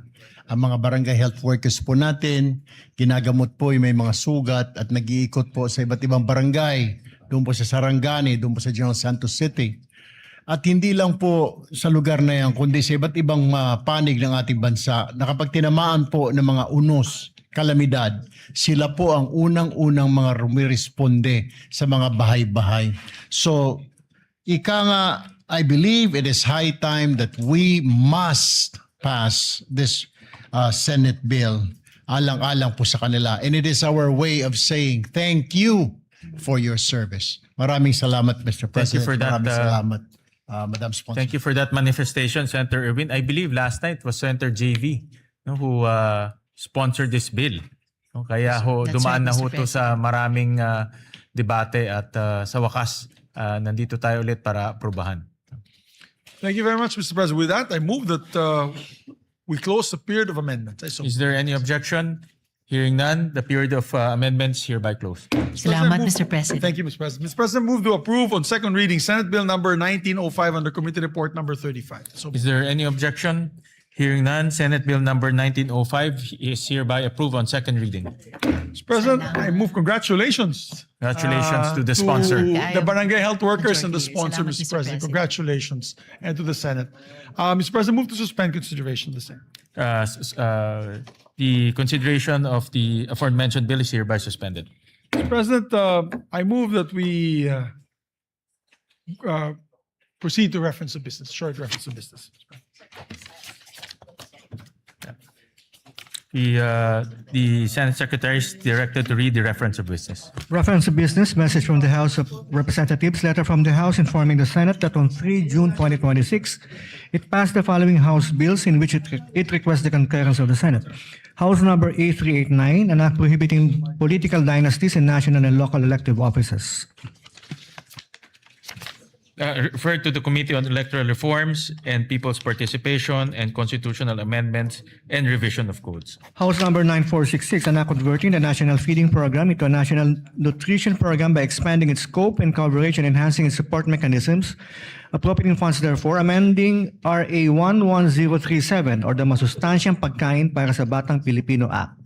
Referred to the Committees on Basic Education, Agriculture, Food and Agrarian Reform, Ways and Means, and Finance. Committee Report 71, jointly by the Committees on Basic Education, Agriculture, Food and Agrarian Reform, and Finance on Senate number 2272, with Senators Tulfo R, Pangilinan, Marcos, Estrada, Villanueva, Lapid, Villar M, Aquino, Ejercito, Tulfo E, and Villar C as authors. An act strengthening and expanding the National Nutrition Program, amending for the purpose Republic Act number 11037, otherwise known as the Masustansyang Pagkain para sa Batang Pilipino Act, appropriating funds therefore, recommending approval in substitution of Senate numbers 87, 219, 431, 902, 1145, 1192, 1207, 1312, 1375, 1471, and 1767. Sponsor, Senator Aquino. To the calendar for ordinary business. Majority Leader. Oo nga. Plenary na.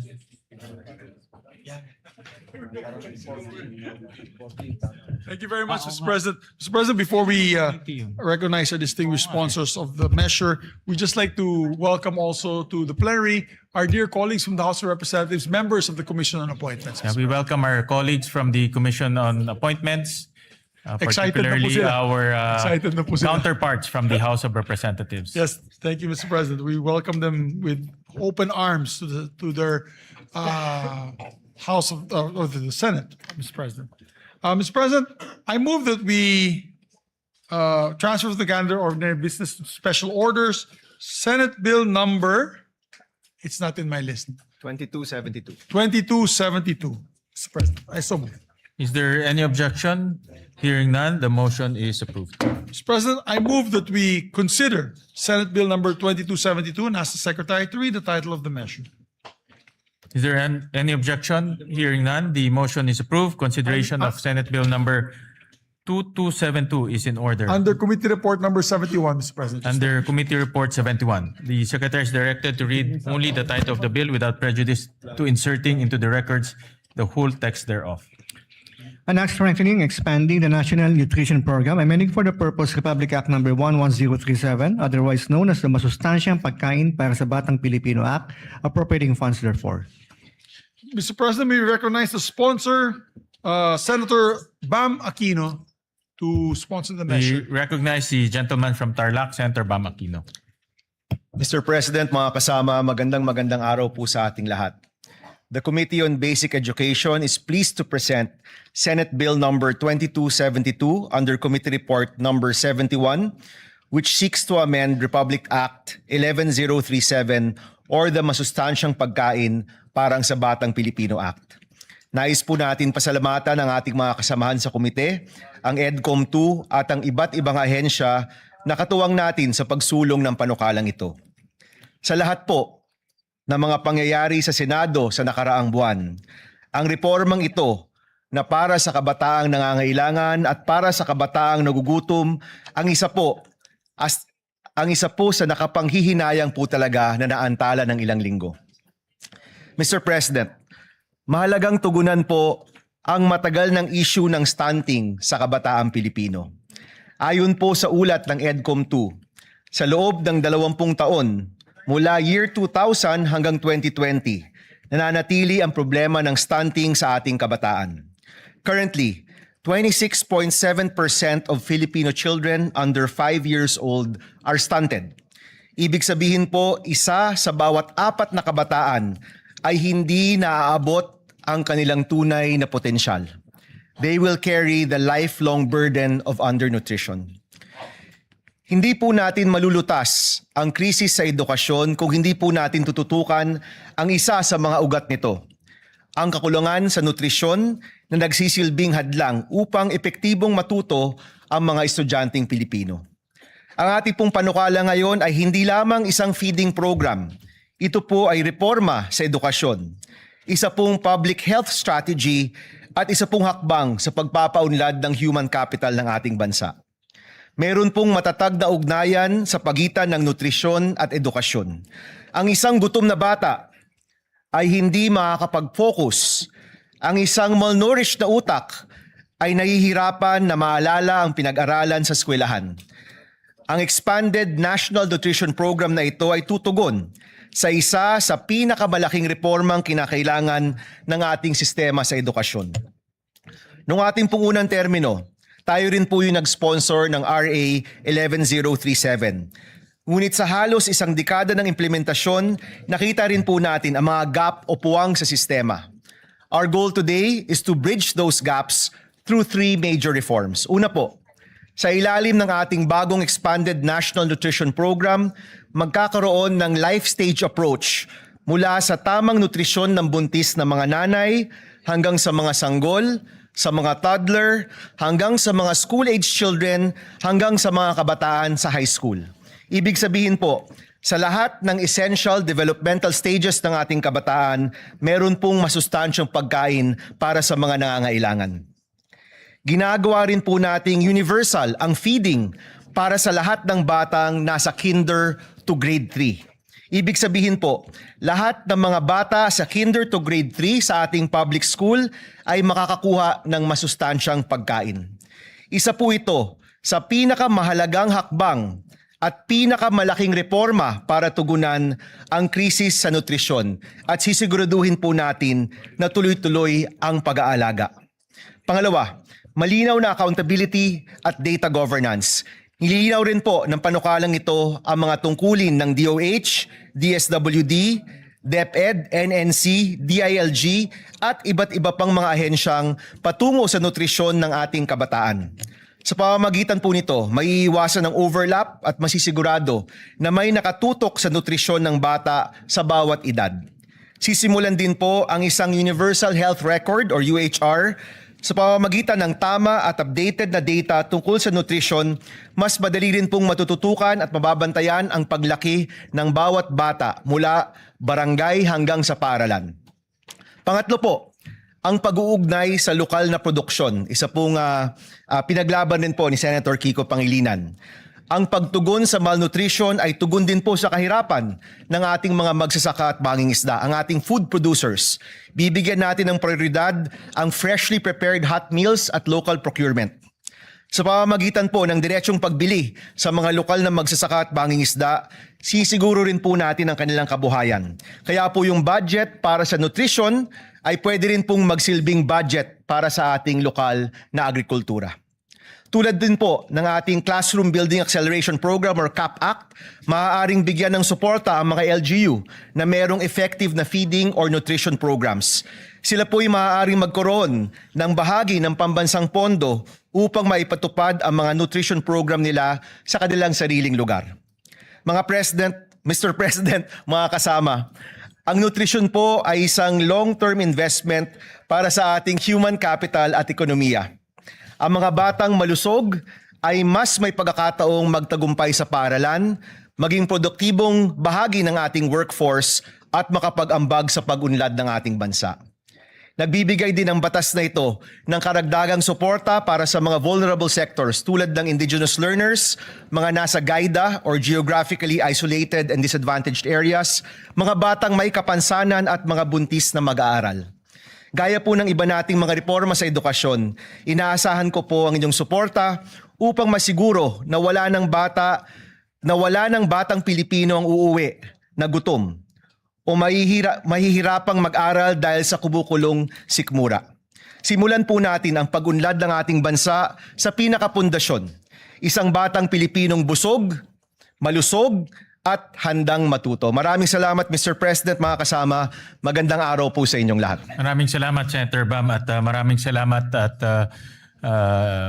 meron tayong ganitong batas para pumalutas po natin ang malnutrisyon sa ating bansa. At maraming salamat at binibigyan mo ng importansya ang kalusugan ng ating mga mag-aaral. Thank you, Mr. President. One of our principal authors and sponsors would like to also sponsor. We recognize distinguished colleague Senator Joel Villanueva. Yeah, we recognize Senator Joel Villanueva. Thank you very much, Mr. President, distinguished Majority Leader. Ginoong Pangulo, distinguished colleagues, it is an honor to co-sponsor Senate Bill number 2272 or the Expanded National Nutrition Program Act, strengthening and expanding Republic Act number 11037 or the Masustansyang Pagkain para sa Batang Pilipino Act. As one of the authors of this particular measure, having filed Senate Bill number 1145, we'd like to put on record our sincerest thanks and gratitude to the sponsor of the measure, our chairperson, Senator Bam Aquino, for pushing for this timely amendments to the law.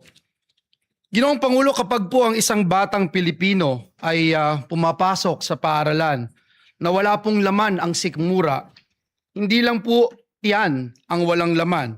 Unti-unti rin pong nauubos ang kanyang pag-asa. Because before a child can dream, before a child can learn, before a child can succeed, he needs to be fed and nourished. According to UNICEF, Mr. President, nearly 1 in every 3 Filipino children under 5 years old is chronically malnourished. Sa BARM nga po, umaabot pa raw po sa 45.2% ang stunting rate ng mga bata. Mas mataas pa po ito, Ginoong Pangulo, sa nakakaalarma ng 28.8% na stunting rate ng buong bansa. Habang tayo po ay narito ngayon sa bulwagang ito, may batang Pilipinong pumapasok sa paaralan na tubig lang ang laman ng kanyang tiyan.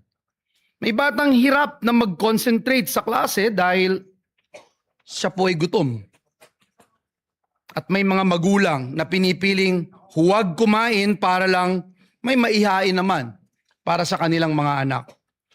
Mr. President, the 2022 PISA results also showed that more than 1/3 Filipino students reported not eating at least once a week because of financial hardship. Hindi po simpleng statistics ito, Ginoong Pangulo. Mukha po ito o mukha po iyan ng batang nahihilo sa classroom.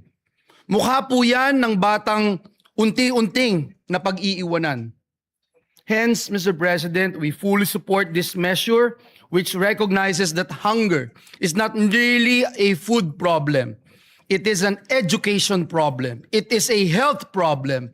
It is a poverty problem. Mr. President, distinguished colleagues, the true measure of a nation is how it treats its children. Kung gusto po nating magkaroon ng matatag na ekonomiya, dekalidad na edukasyon at produktibong mamamayan, magsimula po tayo sa pinakapayak ngunit pinakamahalagang pangangailangan, ang masustansyang pagkain. Kaya naman po sa panukalang batas na ito ay laban po ito sa kontragutom, laban kontra gutom, laban kontra stunting, laban kontra kahirapan at laban para sa kinabukasan ng bawat batang Pilipino. Naniniwala po tayo, Ginoong Pangulo, na kapag busog ang bata, mas malakas at mas ganado po siyang mangarap. Mas handa po siyang matuto at mas handa po siyang lumaban sa buhay. At kapag ang batang Pilipino ay lumaking malusog, ang buong bayan po ang aangat. dahil walang batang Pilipino ang dapat matulog na gutom at walang batang Pilipino ang dapat mangarap ng walang laman ng tiyan.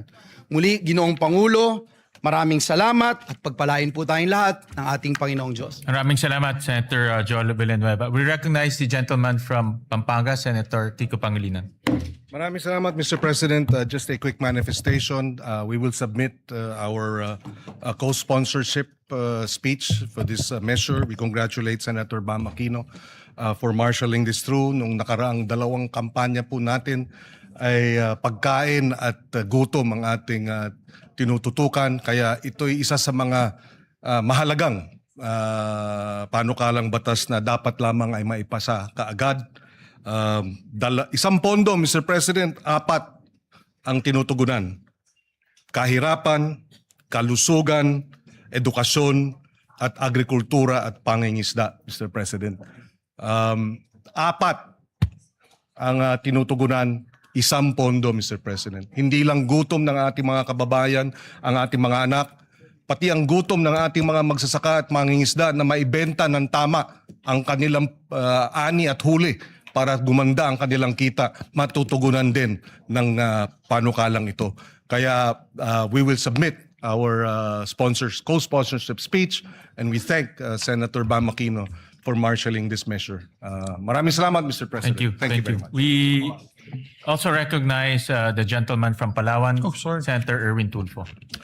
Mr. President, distinguished colleagues, I rise today to manifest my full support on Senator Bam Aquino's bill and formally co-sponsored the bill on the expanded National Nutrition Program under Committee Report number 71.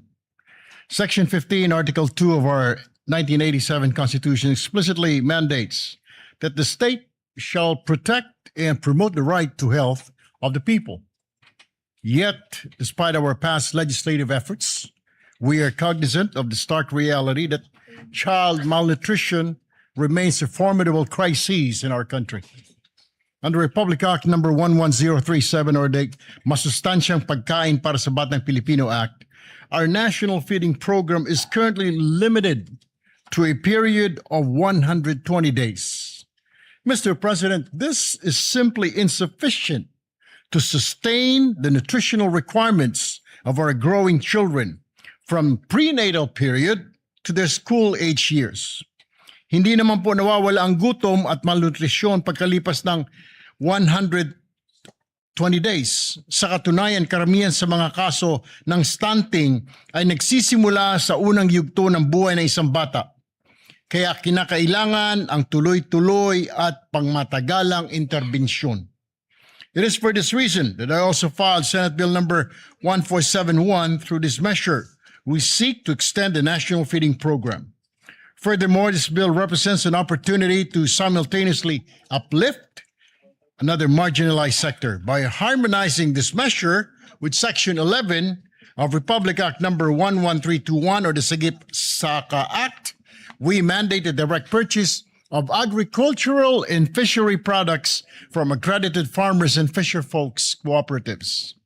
Mr. President, by linking our national feeding initiatives directly with our local producers, we combat the hunger that impairs our students' ability to learn, and we secure reliable livelihood for our agriculture sector. Win-win solution para sa ating mga mag-aaral at magsasaka. I therefore co-sponsor this vital measure and earnestly urge my distinguished colleagues to please support its swift passage. Maraming salamat po, Mr. President. Majority Leader. Thank you very much, Mr. President. Mr. President, we congratulate the sponsors for this timely measure. We were talking about it with the Senate President really quick, just a quick manifestation. We have one of the shortest populations in Southeast Asia. There was a study recently made, and I read about it. Short in height, Mr. President, because of stunting due to malnourishment and malnutrition. And the fact is that we're a basketball-loving country. So if we do not address this, sayang naman yung pagmamahal natin sa basketball. As a matter of fact, nilampasan na po tayo ng leaps and bounds ng Vietnam and Thailand. The children's height or the height average of Vietnam and Thailand, matatangkad na sila. Because early on, they had the promoted the school feeding program and nutrition program. So I'd like to thank Senator Joel Villanueva and Senator Bam Aquino for this measure, Mr. President, and we hope to pass this as soon as possible time. Majority Leader, Yes, with Mr. just a short manifestation, with the intervention of the Senate, Senator Bam, and the rest of our colleagues, we managed to increase the feeding program in DepEd to 28 billion pesos. So right now, ang target this year is to have universal feeding for kindergarten, grade 1, for 180 days. No? So araw-araw mapapakain na sila. And this bill bodes well with that budget because we need to institutionalize that. No? And kaya timely ho itong bill na ito para ma-institutionalize yung budget na inilagay ho natin. No? Thank you. Thank you very much, Mr. President. We need to do this and act on this measure with haste. Mr. President, I move to suspend consideration of the measure to allow our colleagues to study the measure further. Is there any objection? Hearing none, the aforementioned bill is hereby suspended. Mr. President, we'd just like to designate, before we suspend for the CA, we'd just like to designate the members of two bicameral conference committees that will happen very soon. I move that the Senate President rather designate the Senate conferees to the Conference Committee on the Disagreeing Provisions on Senate Bill number 1981 and House Bill number 4744. These are the bills on Private Basic Education Vouchers Assistance Act, Mr. President. Is there any objection? Hearing none, the following are designated conferees on the disagreeing provisions on Senate Bill number 1981 and House Bill number 4744. Senator Bam Aquino as chairperson, Senate President Win Gatchalian as the author of this bill, and Senator Joel Villanueva. For the minority, Senator Lauren Legarda and Senator Camille Villar.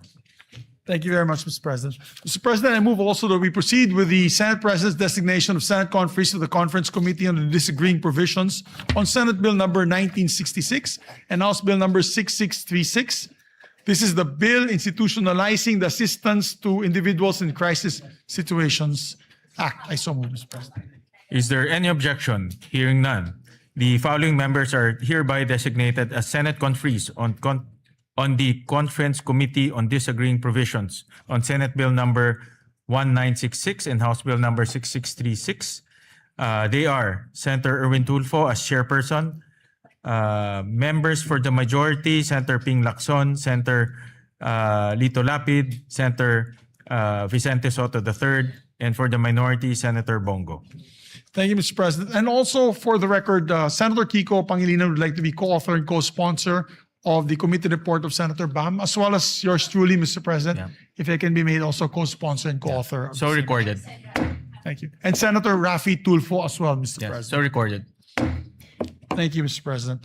Mr. President, I move that we also we have the list of the minority members to the CA so that they can also participate in today's commission on appointments. This list had come from the office of Senator Pia Cayetano. Mr. President, I move that we elect the following senators as members of the commission on appointments on the part of the minority: Senator Rodante Marcoleta, Senator Christopher Bongo, Senator Amy Marcos, Senator Lauren Legarda, and Senator Jinggoy Estrada. I so move. Is there any objection? Hearing none, the motion is approved. And also, Mr. President, pursuant to Article 6, Section 17 of the 1987 Constitution, I move to elect the following members to the Senate Electoral Tribunal on the part of the minority: Senators Pia Cayetano and Senator Robin Hood Padilla. I so Is move. there any objection? Hearing none, motion is approved. With that, Mr. President, I move to suspend session until 3 o'clock in the afternoon to allow us to have our Commission on Appointments hearings this afternoon, Mr. President. I so move. Session is suspended.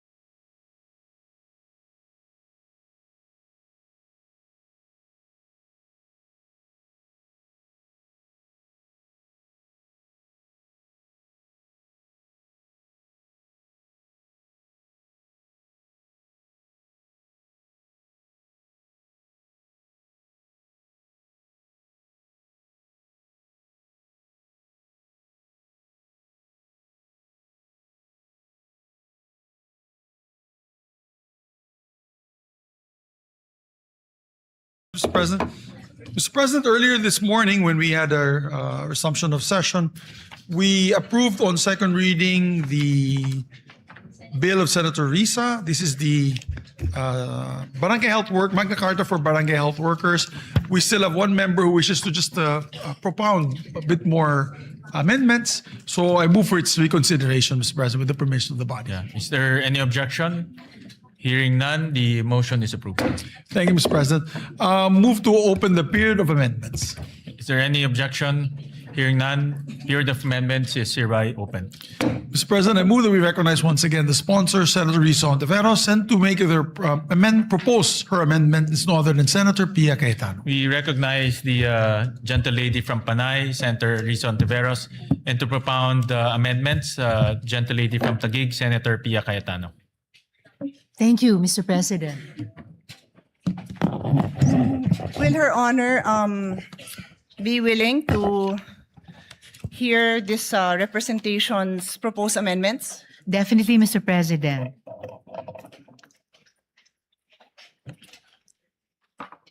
Thank you, Mr. President, because earlier this morning, Her Honor put on record that no amendments were submitted. None may have been submitted, but our name is on the list to propound amendments. So thank you to the Majority Floor Leader who was gracious enough to allow us to still propose our amendments. You're welcome, Mr. President. I made of No, record earlier I that thank there the were... Majority Floor Leader, not Her Honor, because Her Honor Oh. closed the period of amendments despite our name being there. Well, Mr. President, just to reiterate, in this morning's session of the special session, I made of record that there were no more committee amendments and no other colleagues had submitted proposed individual amendments. And I said repeatedly more than once that if the body allows, that I would respectfully move to close the period of amendments. And that is also why, Mr. President, this afternoon, when the Majority Leader asked me on behalf of the gentle lady from Taguig and Pateros to reopen, I readily agreed. Because my interest, like any other member of the chamber, is to move our bills forward.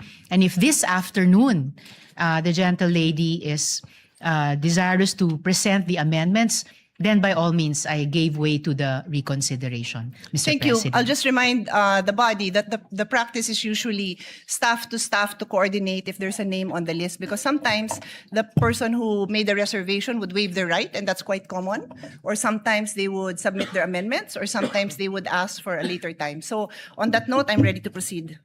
Yes, Mr. President. On page 1, line 14, after the word services, delete the period and add a comma, then insert the phrase, thereby advancing the Philippines' commitment under the United Nations 2013 Agenda for Sustainable Development, parenthesis, SDG, close parenthesis, particularly SDG 1, parenthesis, no poverty, close parenthesis, SDG 3, parenthesis, good health and well-being, close parenthesis, and SDG 10, parenthesis, reduce inequalities, close parenthesis. We submit, Mr. President. Mr. President, that sounds very all right, and in principle, I'm ready to accept that. May I just request, I don't have a copy of the proposed amendments, so I can be guided in accepting these proposed amendments, Mr. President. If the staff of the gentle lady could also provide my staff a copy so we can be guided, Mr. President.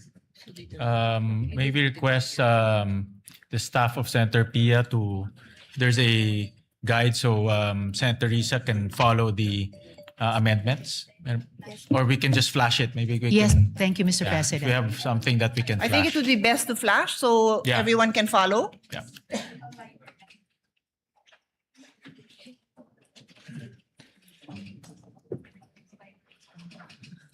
Session suspended. Thank you, Mr.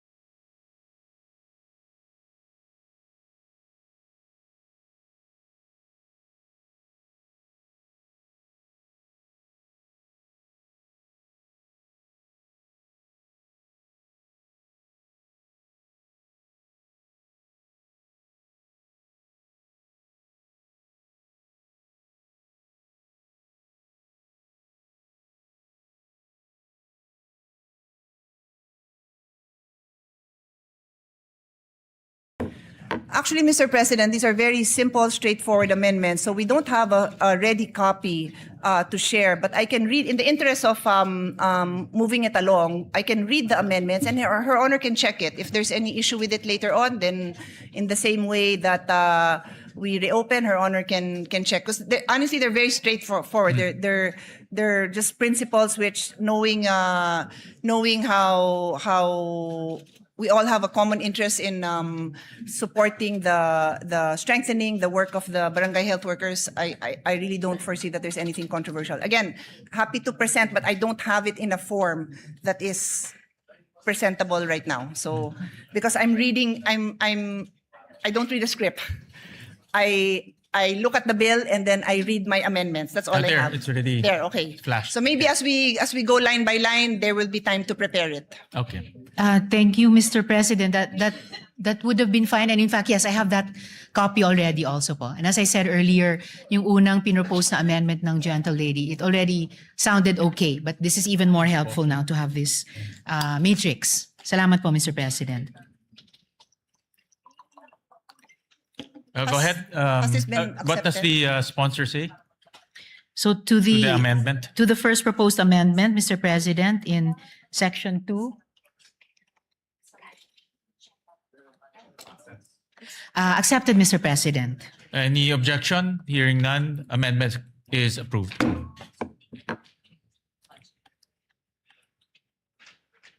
Next amendment, Mr. President, is on page 2, line 3. After the word development, insert the sentence, are critical drivers in achieving the SDGs as they serve as the primary health safety net for the most vulnerable, marginalized, and far-flung communities. We submit, Mr. President. Accepted, Mr. President. Any objection? Hearing none, amendment is approved. Page 6? What's next? Page 6. Okay.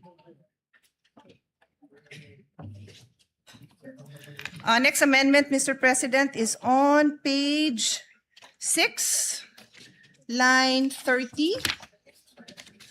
After the word field, semicolon, delete the word end. And still on the same page, line 32. After the word development, period, delete the period and replace it with a semicolon and add the word end after the semicolon. And after letter E, add a new letter F, providing technical support for the use of digital health tools and telehealth platforms in the performance of their duties. We submit, Mr. President. Sorry, Mr. President, I'm following the matrix. What section is that in? I think section Page 11, 6. Yes, Yes. Mr. President, Letter sorry, I F. see it in section 11. letter D. Yes po. So after the words and professional development. Yes. Yes, That is accepted. correct. Accepted, Any- Mr. President. Any objection? Hearing none, amendment is carried. Meron pa. Our next amendment is on page 8, line 27. Delete the word end.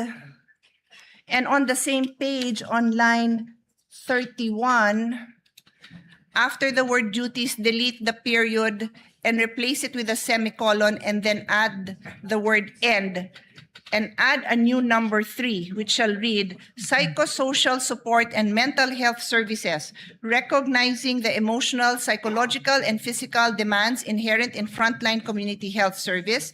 The DOH, in coordination with concerned LGUs, shall ensure that all registered BHWs, whether volunteer or employed, have access to psychosocial support and mental health services appropriate to their role and circumstances, which shall be in accordance with Republic Act number 11036, otherwise known as the Mental Health Act. We submit, Mr. President. Accepted, Mr. President. Any objection? Hearing none, amendments carried. Thank you, Mr. President. That is all. Thank you, Madam Sponsor. Thank you, gentle lady, and thank you, Mr. President. Thank you to Senator Pia, and I've worked with Senator Pia in many education bills. Lagi niyang pinapaganda at sinasharpen yung mga bills natin. Kaya maraming salamat sa amendments and interventions. Yes, thank you. Thank you very much, Mr. President. Mr. President, with that, I move to close the period of amendments. Is there any objection? Hearing none, period of amendments hereby closed. Thank you very much, Thank you, Mr. Mr. President. Thank you also to the our colleague, Senator Pia Cayetano, and the sponsor, Senator Risa Ontiveros. With that, on second reading, subject to style, Mr. President, the measure. Is there any objection? Hearing none, the aforementioned bill is hereby approved on second reading, subject to style. Thank you very much, Mr. President. Move to suspend consideration of the same. The consideration of the aforementioned bills hereby suspended. Mr. President, I move that we consider Senate Bill number 1511 under Committee Report number 15. Is there any objection? Hearing none, the motion is approved. Hospital detention.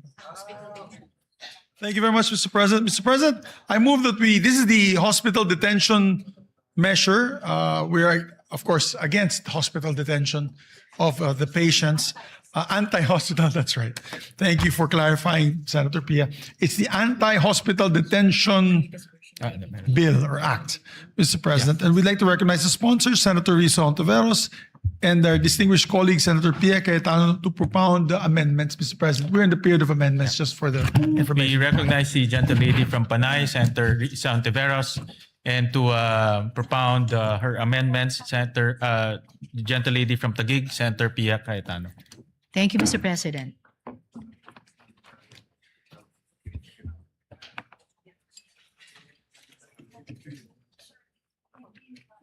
Thank you, Mr. President. For the information of the body and to remind the sponsor, when we were in the period of interpellation, this representation agreed that we close the period of interpellation on the condition that we would be able to propound questions during the period of amendment to help us formulate the proper amendments and to also enlighten the body on the issues, because for the record, this bill amends the law that this representation sponsored 15 years ago.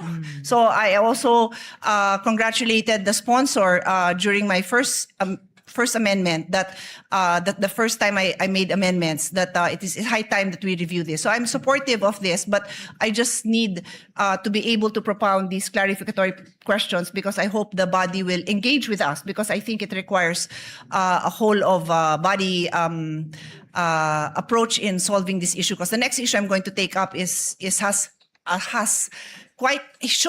might have a very big impact on the financial constraints of government. So if with her honor's permission, can I proceed? Yes, Mr. President. So we will start now on section 2, which is, Just to put everyone on the same page, we provided a clean copy to the body dated May 19. So, Yes, Mr. yeah, President. so that will be the base bill that we'll be referring to. okay. So I would like to bring the body up to speed. No, the current law requires that there is a promissory note that is executed by the patient, and the reason for this, dear colleagues, is because a lot of the private hospitals, they do not have endless cash flow. They are also running a business. Karamihan po niyan mga single proprietary owners na mga doktor mismo, and they also have to pay for their staff, for their lab technicians, for they have to cover all the investments they made, the purchases of their equipment, etc. So the reason that the law requires a promissory note, kasi hindi naman din kayang saluhin ng mga private hospitals yung yung hospital bill ng mga pasyente. Sino magbabayad, di ba? I mean, common sense po sa lahat ng kahit sari-sari store ka, kahit anong negosyo mo, at some point somebody has to pay the bills. So ang law natin as it stands may promissory note, but the proposed amendment of the sponsor is provided that no promissory note shall be required of indigent patients who have been endorsed by the Medical Social Services office of the hospital, medical clinic, or any similar facility to the Department of Social Welfare and Development. Provided further that those patients who are partially recovered shall sign a waiver undertaking that they are assuming the risk of the consequences for requesting for discharge despite having not fully recovered. So ang question po natin sa sponsor natin, magkano ho ang impact nito sa ating private hospitals na wala ng promissory note? Magkano ba ang normal?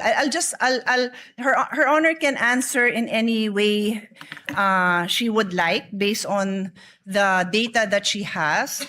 Ilan ba ang indigent patients natin na pumapasok sa DOH hospitals? Because for now, pag DOH hospital, sabi ng DOH at ng PhilHealth, wala nang babayaran. Yun ang zero Zero balance billing. ZBB.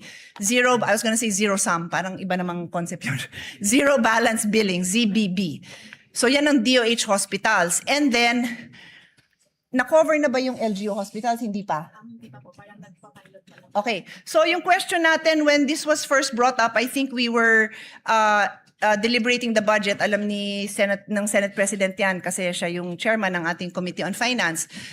Yung question is, paano naman yung mga LGU hospitals? Kasi if you are a patient, you do not even distinguish between a DOH hospital and an LGU hospital. Basta you will go to a hospital that is near you and that can take care of you. So hirap na hirap yung mga mayor na masabi sa pasyente na, ay hindi ka namin covered kasi hindi kami DOH. LGU, yung pasyente, ha? They do not understand that distinction because in their mind, this is a public hospital. Sabi, ZBB. So later on, nag-clarify ang DOH na DOH hospitals lang. And then now, my understanding is they are piloting some LG hospitals. I might have some numbers. I will also be happy to share what I have, but I believe it is incumbent upon the sponsor who is now proposing na wala ng promissory note kasi sino ang sasagot nito? Ang concern ko is we are partners, public and private institutions are partners in delivering health service in this country. So we do not want to see these private hospitals shut down because wala na hong magbabayad ng kanilang mga bills. I don't know if there are arrangements that have been made already prior to the passage of this bill to ensure that these private hospitals will be paid. Because even the LGU hospitals, nandun pa lang tayo sa dry run or ang tawag doon?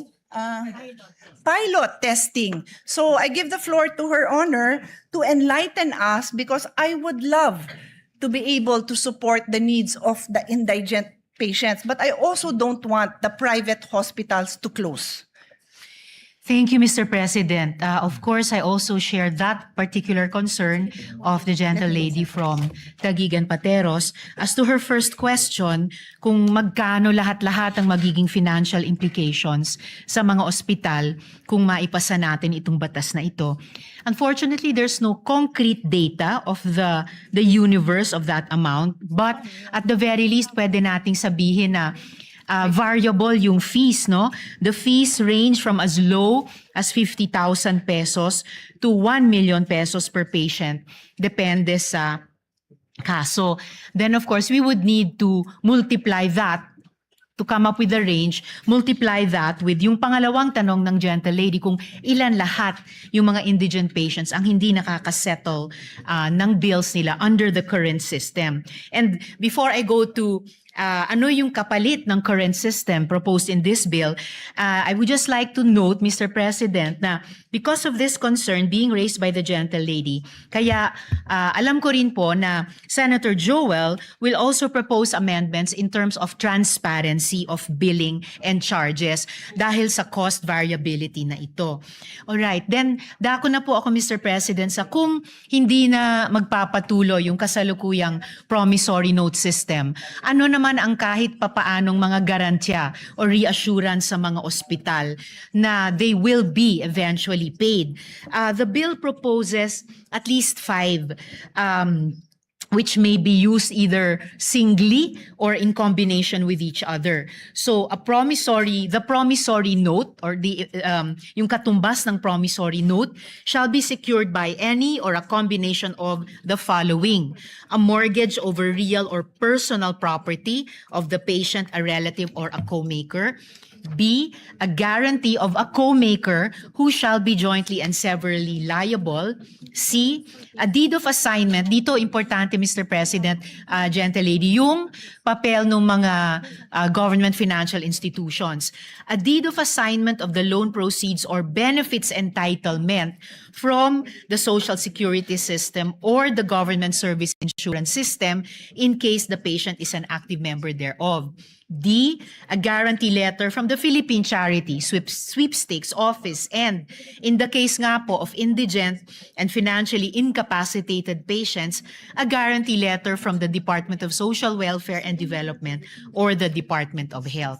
So, at least in the interim, Mr. President, between when dapat ma-discharge na yung indigent patient kahit may balanse pa siya sa bill and the time na mako-compensate nga yung ospital, ito po yung nakitang mga kapalit na mala promissory note o garansya para sa kanila, Mr. President.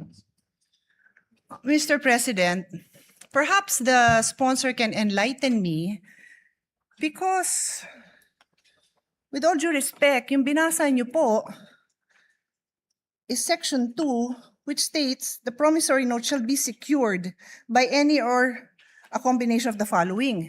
Yun ang binasa nyo. So this is, the promissory note will be secured by these items, yung inisa-isa nyo.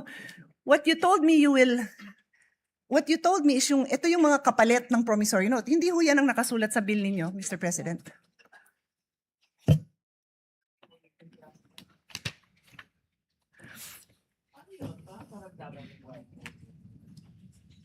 No, Mr. President, it will be a different system. Kung dati the indigent patient and his or her family were on their own to execute a promissory note kahit wala or kulang na kulang ang anumang collateral. Here, there is a promissory note in their name but backed up not by them all by their loan sum, pero itong mga social protection and government financial institutions natin.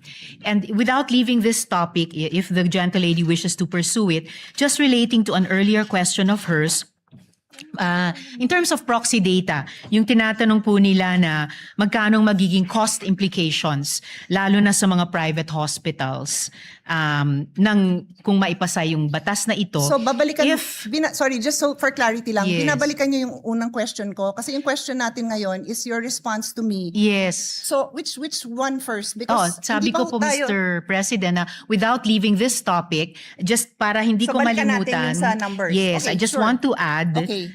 yung sagot ko kanina dun sa isa sa mga naunang tanong ng gentlelady na to use proxy data, if private hospitals are claiming 7 to 10 billion pesos from PhilHealth, then at least for purposes of discussion, we could assume around that amount yung implication sa kanila kapag maipasa itong batas. So that 7B to 10B worth of payments due sa kanila ay ipasasalo natin sa ganitong bagong sistema. And then, again, mindful of the... Can I comment on that one? Yes, Kasi Mr. otherwise, either I'll comment on this now or ililista ko lang. Kasi It's all right, Mr. President. sige. So, The gentlelady may her proceed. Honor's theory is that based on the claim of private hospitals to PhilHealth, and her Honor said it is 7 to 10 billion, yan yung ina-assume ng ating sponsor na amount that is needed to cover indigent patients. Yes, Mr. President. Saan ho nanggaling yung figure na yon? From PhilHealth, Mr. President, with this What is aggregated... the exact line item for that? Because I've sponsored the budget of PhilHealth and maraming hinihingi ang PhilHealth. So hindi ko kayang tanggapin na yan necessarily ang pang-indigent because the record also shows napakaraming indigent patients who don't bother going to the hospital because alam nilang wala silang pangbayad. So this is probably the bill for lower middle class or middle class patients who cannot even cover the bill. Hindi pa yata ito yung sa indigent. So we have to be clear if we are going to mention numbers that this definitely covers the sector that we are referring to. Yun lang naman yung reason kung bakit nagtatanong ako ng numbers kasi nakakatakot magpasa ng batas na to at batas ko to at gusto ko naman talaga siyang pagandahin na hindi tayo clear sa figures natin, Mr. President. Yes, Mr. President, I'm just pulling up the disaggregated data for which we came up with this proxy data of a range of 7 to 10 billion pesos. And I will be giving that to the gentlelady during this interpellation or this period of amendments. Additionally, Mr. President, before returning to the latest concern of the gentlelady, mindful of the apprehensions and reservations raised by the good senator from Taguig and Pateros regarding the possible cost implications to government, the sponsor wishes to place on record that the provision is anchored on the availability of medical assistance programs of various government agencies as provided under this bill na binanggit ko nga, Mr. President, as well as, of course, the continued implementation of the government's zero balance and no balance billing policies. And in line with this, the sponsor is likewise inclined to accept the proposed amendment of the good senator from Taguig when she proposes it, requiring the Department of Health to establish the criteria for indigency and the requirements necessary to qualify for the said exemption at a later time, Mr. President.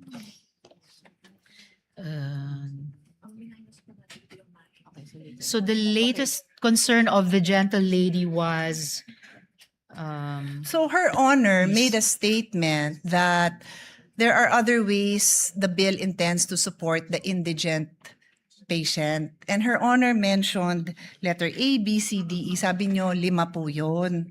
Ang sinasabi ko po sa inyo, kindly educate me because yung sinabi nyo, wala yan sa bill. Ang naka-enumerate dyan na 5 items are, it says the promissory note will be secured by any of the following. So may promissory note pa rin. So Her Honor is simply addressing dalawang sitwasyon natin. Sino ang kailangan magbigay ng promissory note at based dun sa dito sa amendment nyo, the indigents will no longer be required to execute a promissory note. Tapos dinagdag nyo, pero ito yung mga pwede nilang gawin. Wala nga ho yun. Yung sinabi nyo, wala sa bill nyo. Ang nasa bill ay yung mga 5 items that are used to secure a promissory note. So that covers the people who need to pay a promissory note. So Her Honor has to clarify this because it's not, what she's saying is not in the bill. actually, Mr. President, it is in the bill. In fact, in answering this question, nag-take off po ako dun sa page 3, line 17, section 2, na kinwote ng gentlelady from Taguig and Pateros. And kaya tinalakay ko po yun na in lieu of the current promissory note system, it's still called the promissory note here, pero hindi na po yung solong mga collateral o ano pa mang meager resources na meron yung indigent patient or family ang magsisecure niyan.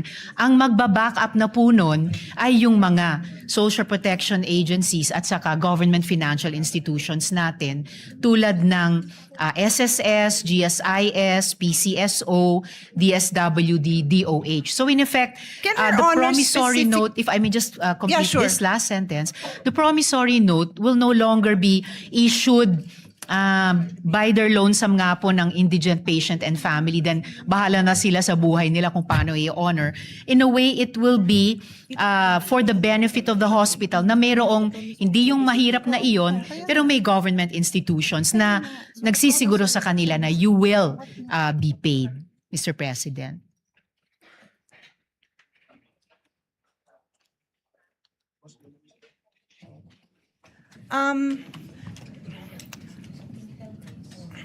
Should we suspend? Because what Her Honor is saying is not written in the bill. So I don't know if We Her may Honor suspend, would Mr. President, like but- me to approach and try to explain because I understand what Her Honor is trying to say. What I'm saying is it's not written in the bill.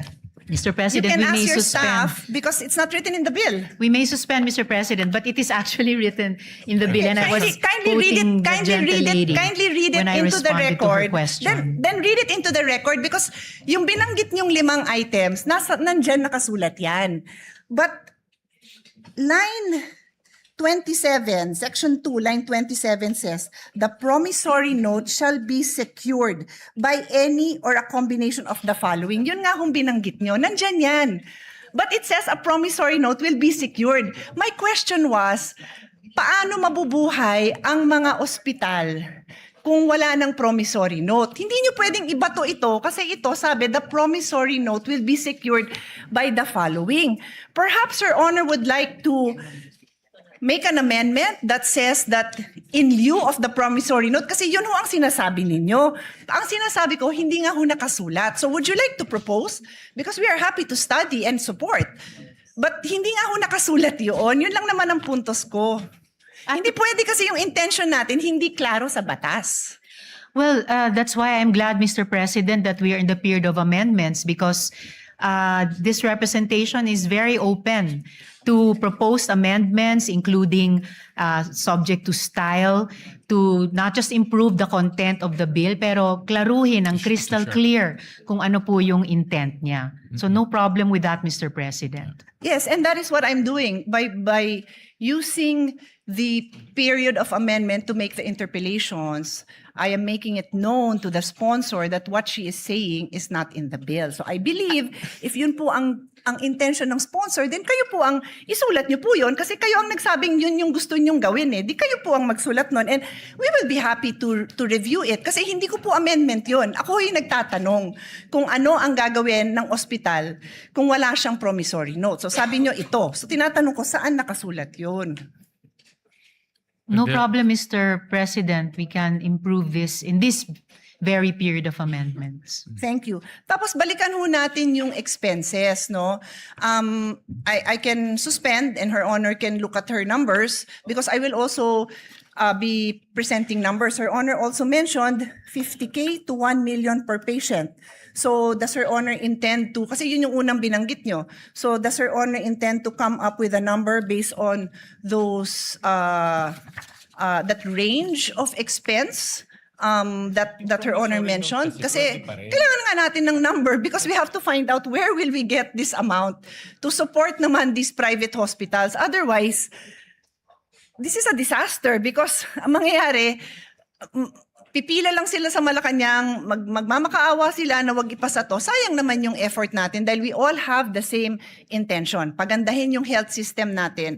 Wag ma-detain ang mga tao, masuportahan ang mga indigents, but we have to know our numbers before we make this kind of amendments. And one more on that section, so maybe we can take a break so we can work on this section. Before we go on to the one more point of the gentlelady, Mr. President, definitely this is not going to turn out to be a disaster. The whole point of the bill, as the gentlelady herself has said, is to amend and update the original law. And that is why we are in the period of amendment to further improve it, Mr. President. The only reason I use the word disaster, Mr. President, because time and again, the small private hospitals have practically kneeled down in front of us, begging us for support. So pag pinasa natin to, hindi dahil sa hindi natin kinonsider yung burden sa kanila, then disaster yun para sa kanila. At kung disaster yun para sa kanila, disaster yun sa healthcare system natin because we are partners. Yun lang naman ang sa akin. We are partners, public and private. May mga lugar, and again, the Senate President is listening intently. Thank you because alam nyo din to. There are areas where there are no public hospitals. So, private hospital yung inaasahan mo doon. Tapos, kung yung mga indigent patients, sabi natin, magpapasa tayo, wala nang promissory note. At again, forgive me kung hindi ko lang naiintindihan. Kaya nga sabi ko, please feel free to point it out and educate me kung saan dyan nakalagay. Ano ba yung in lieu of the promissory note na matatanggap ng ospital? Kasi, kung wala, mababaon sila sa utang, magsasara sila. And that threat has happened many times. Alam ni Senate President yan. Ilang beses yan hindi lang nag-threaten. Some of them really closed. During the pandemic, they closed because PhilHealth was not fast enough to reimburse them for the expenses that they incurred during the time. Marami hong nagsara. So I'm just banking on experience to ensure that what we pass is a responsible response to this issue. So before I leave Section 2, ang idadagdag ko is, did Her Honor take up during the hearings this possible amendment na lahat ng indigent patients wala ng promissory note? Na-take up ho ba yan sa hearing so that you would be able to hear the concerns of the different sectors, including the small private hospitals, the small clinic owners, yung mga lying-in clinic. Maliit lang ang singil niya na pag nanganak ha, I'll try to pull out that number. It's not a huge amount because it's just a lying-in clinic, overnight pag nanganak. So pag indigent, the amendment now is lahat ng indigent patients wala nang babayaran. Wala nang promissory note. Sorry, to be clear, wala nang promissory note. So, was this taken up during the hearing so that marinig natin yung side nila? No, Mr. President, it wasn't taken up to have no promissory notes. The change, Mr. President, was that, as I mentioned earlier, hindi na po mag-isang mag-i-issue ng promissory note ang mahirap kahit sapilitang magkakabit siya ng kakarampot na nga na pagmamayari niya bilang di umanong collateral. Ang magbaback up na po ng promissory note, which is now more a document for the benefit of the hospital, ay ito nga pong mga social protection at saka government financial institutions na binanggit ko po kanina. So, ang ibig niyo, Mr. so two President. things I want to establish. Number one, hindi niyo nga na-take up yan, pero ang impact nito napakalaki sa private hospitals. Wala silang chance na marinig ang side nila kasi hindi yan na-take up during the hearing. Ang sa akin naman po, I understand, no? May liberty naman po tayo mga parliamentarians na ma-take up sa floor ang mga iba-ibang amendment. Naintindihan ko naman po yun.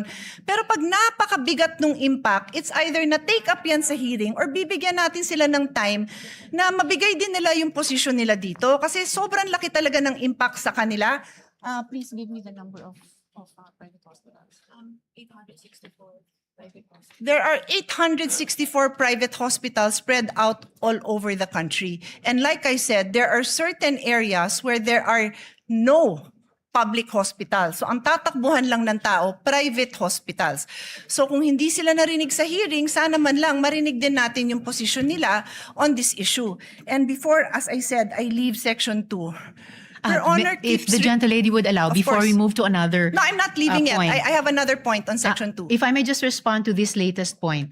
I did not say po na hindi inimbita ang mga private hospitals. We did invite them to the hearing, and as far as we can remember, they had no opposition to changing the promissory note system, and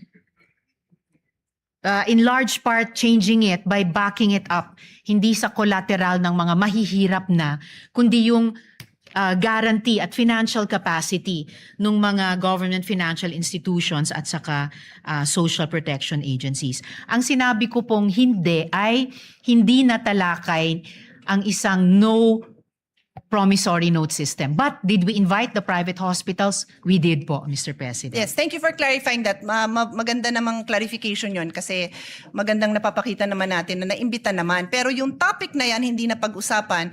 And if Her Honor, again, may clarify, ano ho ba yung version ng bill na natalakay doon? Yung no promissory note sa indigent patient, sabi ng ating sponsor, hindi natalakay. How about yung no promissory note to senior indigent patients? Natalakay yata yon. Tama ho ba ako? Yes, Mr. President, tinalakay po para sa senior citizens. So ang pagkakaintindi po natin, and again, correct me if my understanding is wrong, ang na-bring up At ang alam ng mga nag-attend ng hearing is that i-consider yung no promissory note sa senior indigent patient. Kaya lang, pagdating na sa committee report, naging indigent patients lahat na. Kaya nga pati yung example ko na maternity lying in clinic, kasama na rin po dyan. Ang laki rin ho ng tama nila. When I said 800 plus hospitals,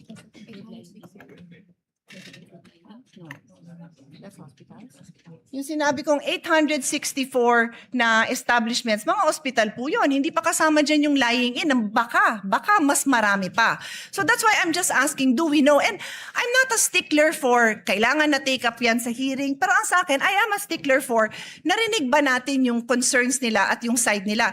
If merong mag-advocate for them here, that's okay. If the sponsor has information that can assure us that protected din naman yung interest nila, that hindi naman sila mababankrupt, open naman din po tayo doon.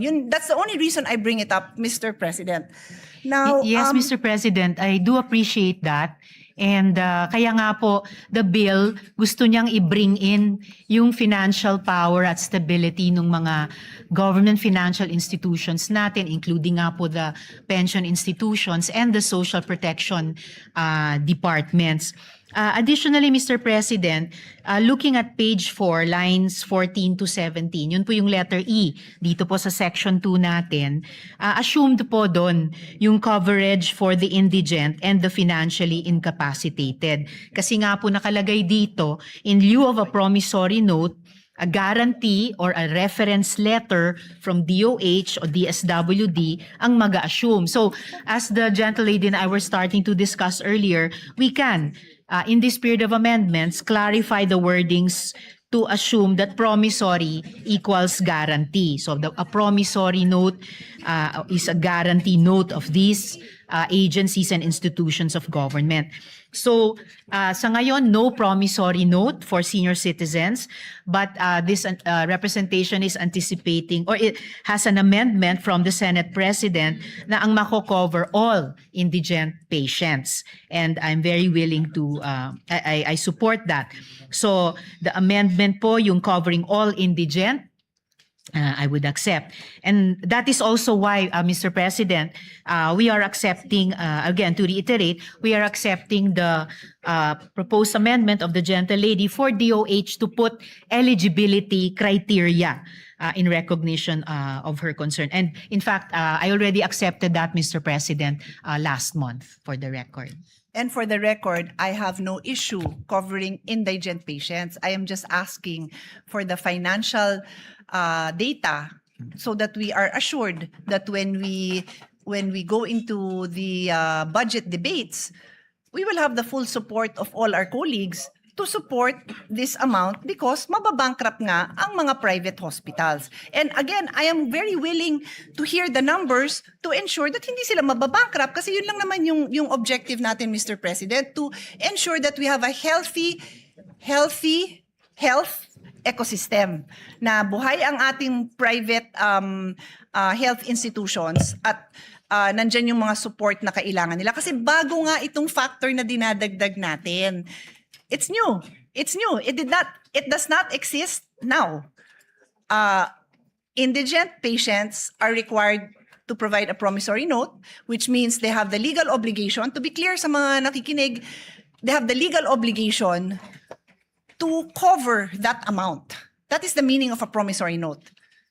You have Yes, a legal Mr. backing President. to cover that amount. So I understand what Her Honor is saying, that she has these government agencies that will provide, and Her Honor even mentioned letter E on the next page. Wala hong problema yon, pero I will just end this point, Mr. President, and ask Her Honor to read line 27, which is on page 3. Line 27 lang po, hanggang 30, kasi marami namang nakabura doon eh. Let's put it on record. The gentlelady would like me to read it. So, page 3, lines 27 to 30, the promissory note shall be secured by any or a combination of the following. And is Her Honor, is my understanding correct that yung the following na yan nga po yung 5 na binanggit nyo? Tama ho ba ako? Tama po, Mr. President. So, ano hong binasa nyo? The promissory note shall be secured. So, we are talking about a situation where there is a promissory note involved. And what I have been trying to say, Your Honor, is for the indigent patient, it is your amendment that says that line 17, would Her Honor like to read? I can read it, she can read it, but that is your amendment, Your Honor. Line Yes, 17. Mr. President, provided that no promissory note shall be required of indigent patients who have been endorsed by the Medical Social Sciences Services Office of the hospital, medical clinic, or any similar facility to the Department of Social Welfare and Development. And just to reiterate, Mr. President, earlier, sinabi ko na rin po na we can clarify wordings to assume promissory equals guarantee. So it could be a guarantee note.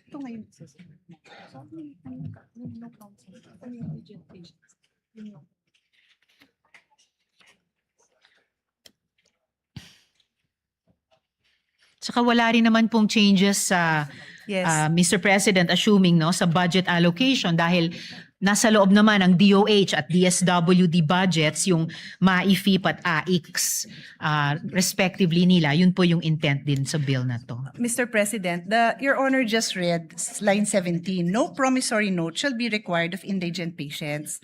So paano sila mag-a-avail nung nasa line 27 nga na binasa nyo? Yun nga yung provision that requires a promissory note. It simply elaborates what can be, what security is allowed. Yun lang yung pinopoint out natin. Kasi Her Honor keeps on pointing to the alternatives to a promissory note. Wala nga hong nakasulat sa batas nyo na ganon because Section 27, which you just read, Her Honor just read into the record, refers to the security of a promissory note. That's So why, you Mr. might require President, another provision, Your Honor. I am just trying to put into words your intentions kasi kayo ho ang may intention na ito eh. although Mr. President, as I already mentioned earlier, yung in terms of yung wording, yung language ng bill, pwede na nga pong palitan yung promissory note with guarantee note just to indicate nga na hindi na po ito yung kasalukuyan, hindi nga dating kasalukuyang sistema na sapilitang pinapapirma yung mahirap na pasyente o pamilya niya ng promissory note. Kahit halos wala siyang maidikit na collateral dyan. So if it makes it clearer, change promissory note to guarantee note. And of course, kung saan sa bill nag-a-appear yung salitang promissory, papalitan din ng salitang guarantee note.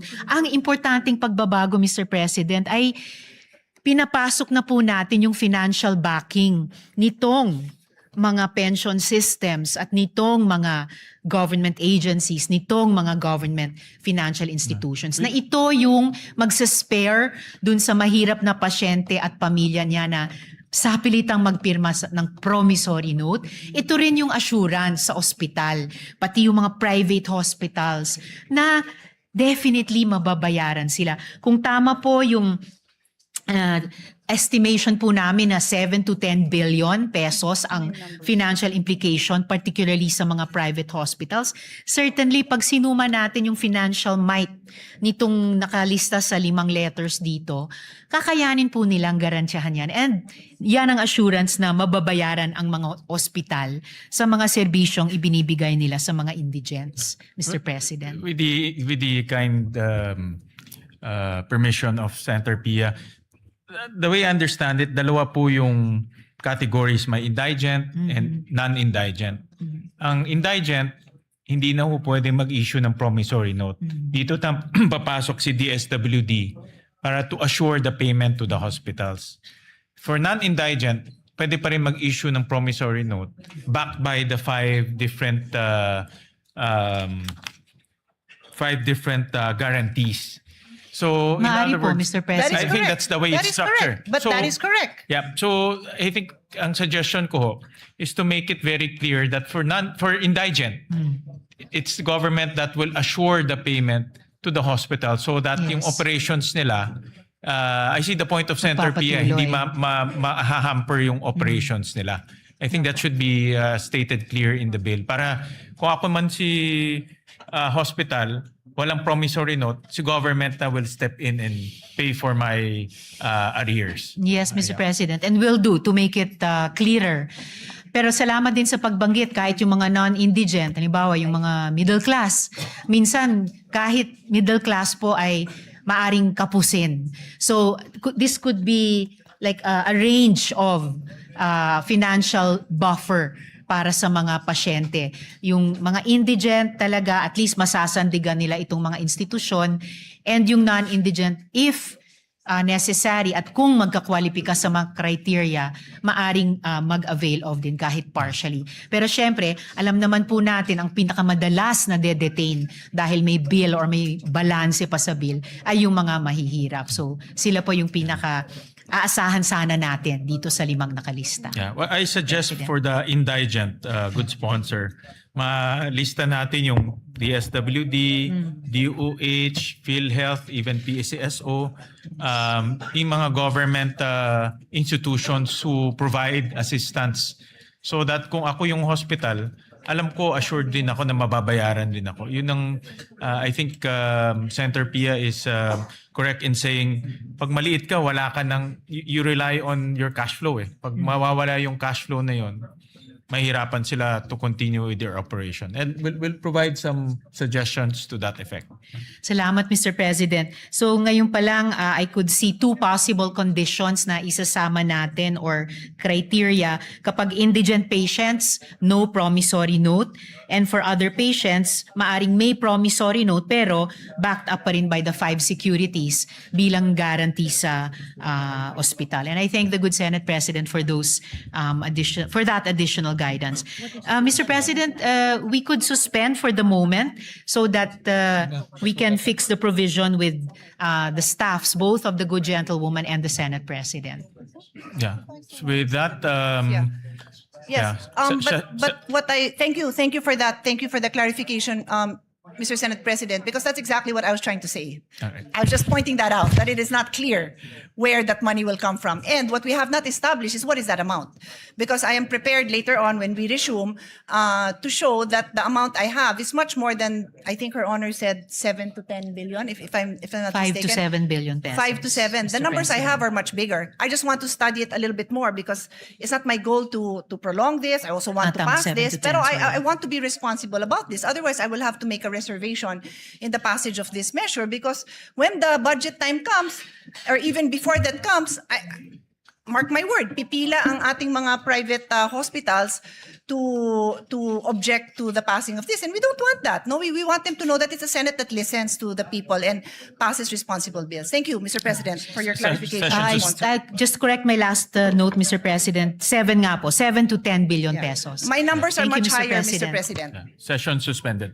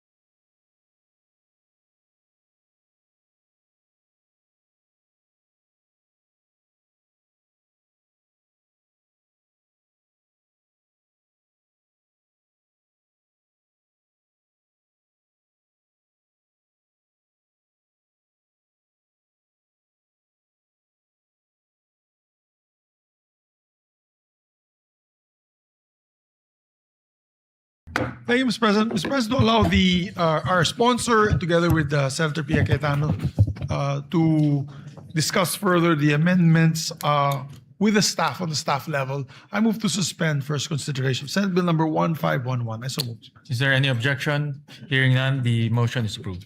Thank you, Mr. President. Mr. President, may we recognize Senator Lauren Legarda for We a recognize manifestation. the gentlelady from Malabon and Antique, Senator Lauren Legarda. Thank you very much.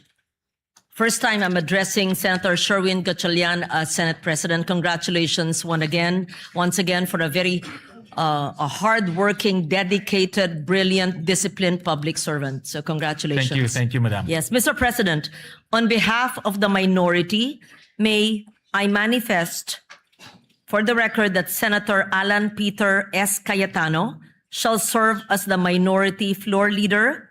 Likewise, the minority members' presence here. This is without prejudice to the final resolution of the case currently pending before the Supreme Court. And this manifestation is to ensure the orderly discharge of the functions of the whole Senate as an institution and the minority during the pendency of said case. Thank you. So recorded. Majority Leader.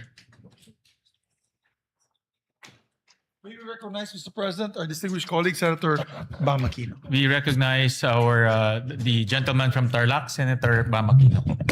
Mr. President, mga kababayan at kapwa ko Pilipino, noong 8 ng Hunyo, 2 kabataan na puno ng pangarap, 2 atleta ng Ateneo de Manila University men's basketball team, sina Rene Clert Baterbonia at Divine Adili, ang binawian ng buhay sa isang off-campus activity sa Aurora. Noong nakarang Huwebes, nabisita po natin ang magulang ni Rene. At sa gitna ng lungkot, dalamhati at galit, iisa lang po ang kanilang hiling, ang katotohanan. Ano ba talaga ang nangyari sa kanilang anak?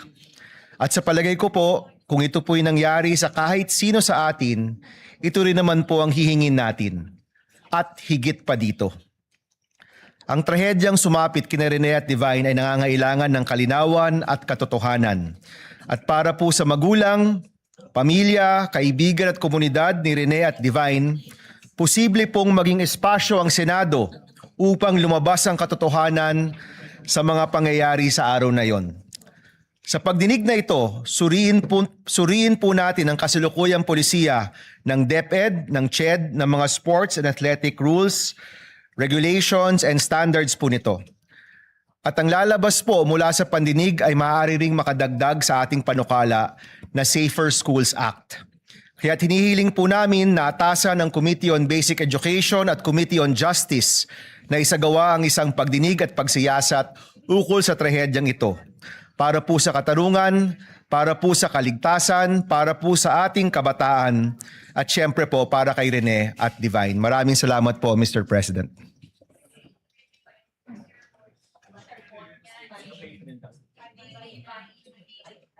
Can you write it down? Mr. President, I move that the manifestation of the speech of the good gentleman from Tarlac and Republic of the Philippines be referred to the Committee on Basic Education and Justice. I so move, Mr. President. Before we refer, kami rin po ay nakikiramay po sa pamilya po ng 2 nasawing Ateneo basketball players, si Rene Baterbonia at si Divine Adili. At kami po ay nakikisa at nakikiramay po sa pamilya ho nila. At nakakalungkot po dahil nakita ko po yung talento ni Rene at consistent na nagiging MVP siya sa iba't ibang paligsahan. At nakakahinayang dahil napakalaki po yung kanyang potensyal at mabibigay po na karangalan sa ating bansa. So nakikiramay po ko sa kanilang pamilya. We refer this to, upon the request of the good sponsor, we refer this to the Committee on Basic Education. Basic Education and Justice, Mr. President. Basic Education and Justice. Thank you, Mr. President. Mr. President, just some housekeeping matters. Earlier, we elected in the morning members of the committees. We had not or we rather had elected the deputy majority leaders afterwards. So now I have to read them once again because it's not counted, Mr. President, and the committee membership. So if you will bear with me, Mr. President, with the designation of Senator Ejercito and Villanueva's deputy majority leaders, I move to elect the following members on the part of the majority. I'll just restate these, Mr. President. For social justice, there are 5 members of the majority and 4 members of the minority. And on the part of the majority, we would like to add Senator Lapid and Senator Ontiveros. I so move, Mr. Is President. there any objection? Hearing none, the motion is approved. Thank you. And of course, as I mentioned, the deputy majority leaders, Ejercito and Villanueva, are members as well. For the part of the Energy Committee, Mr. President, there are 8 majority and 7 minority. I'll move to elect the following members of the part of the majority. Senator Panfilo Lacson, Senator Ontiveros, Senator Aquino, Senator Pangilinan, and Senator Raffy Tulfo, with the 2 deputy majority leaders as also members. And we'd like to designate Senator J.V. Ejercito as Vice Chairperson of the said committee. I so move, Mr. Is President. there any objection? Hearing none, the motion is approved. I'm only reading the members. The members lang.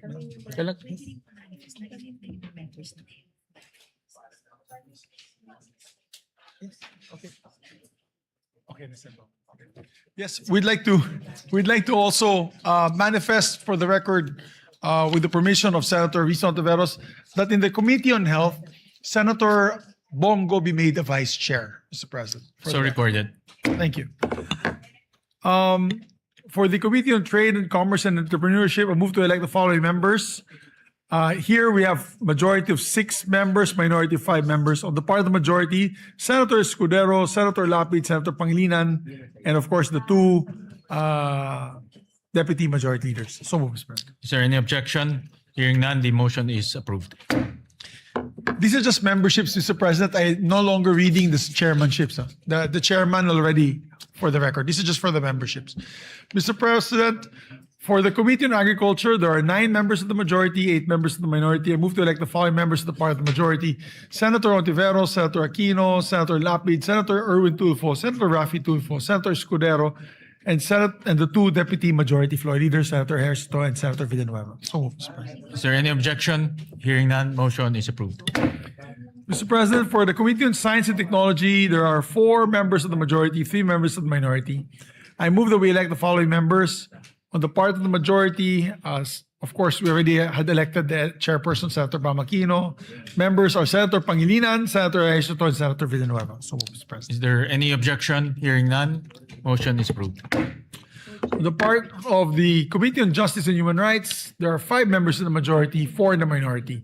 And this is, of course, headed by Senator Kiko Pangilinan. I move to elect the following members: Senator Lacson, Senator Ontiveros, and the 2 deputy majority leaders, Mr. President. Is there any objection? Hearing none, motion is approved. Mr. President, on the part of the Committee on Rules, which yours truly is heading, I move to elect the following members on the part of the majority: Senator Pangilinan, Senator Erwin Tulfo, Senator J.V. Ejercito, and Senator Villanueva. So move, Mr. Is President. there any objection? Hearing none, motion is approved. Mr. President, on the part of the Committee on Women, Children, Family Relations, there are 6 members of the majority, 5 in the minority. I move that on the part of the majority, of course, the chairperson, Senator Risa Ontiveros, the members are Senator Aquino, Senator Pangilinan, Senator Erwin Tulfo, and Senator Ejercito and Senator Villanueva. So move, Mr. Is President. there any objection? Hearing none, motion is approved. Mr. President, on the Committee on Ways and Means, which I believe Senator Lacson is the chair, there are 8 members of the majority, 7 in the minority.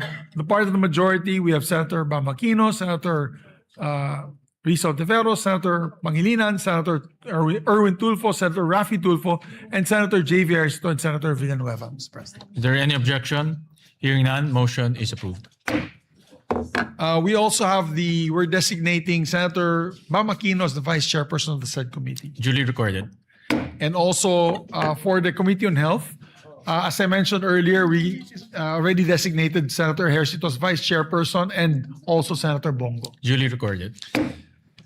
For the membership of the Games and Amusements, we have 6 in the majority, 5 in the minority. The chair, of course, is Senator Lito Lapid. I move to elect the following as members of the majority: Senator Erwin Tulfo, Senator Escudero, Senator Lacson, of course, Senator Ejercito, and Senator Villanueva. I so Is move. there any objection? Hearing none, motion is approved. And we designate Senator Erwin Tulfo as vice chairperson of the committee. So recorded. Mr. President, on the Committee on Ethics, of course, this is headed by Senator Tito Soto, our Senate President pro tempore. There's 4 in the majority, 3 in the minority. On the part of the majority, Senator Pangilinan, Senator Raffy Tulfo, Senator Lacson, and Senator J.V. Ejercito, Mr. President. Is there any objection? Hearing none, motion is approved.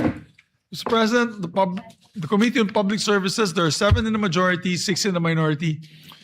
And it's headed by Senator Raffy Tulfo.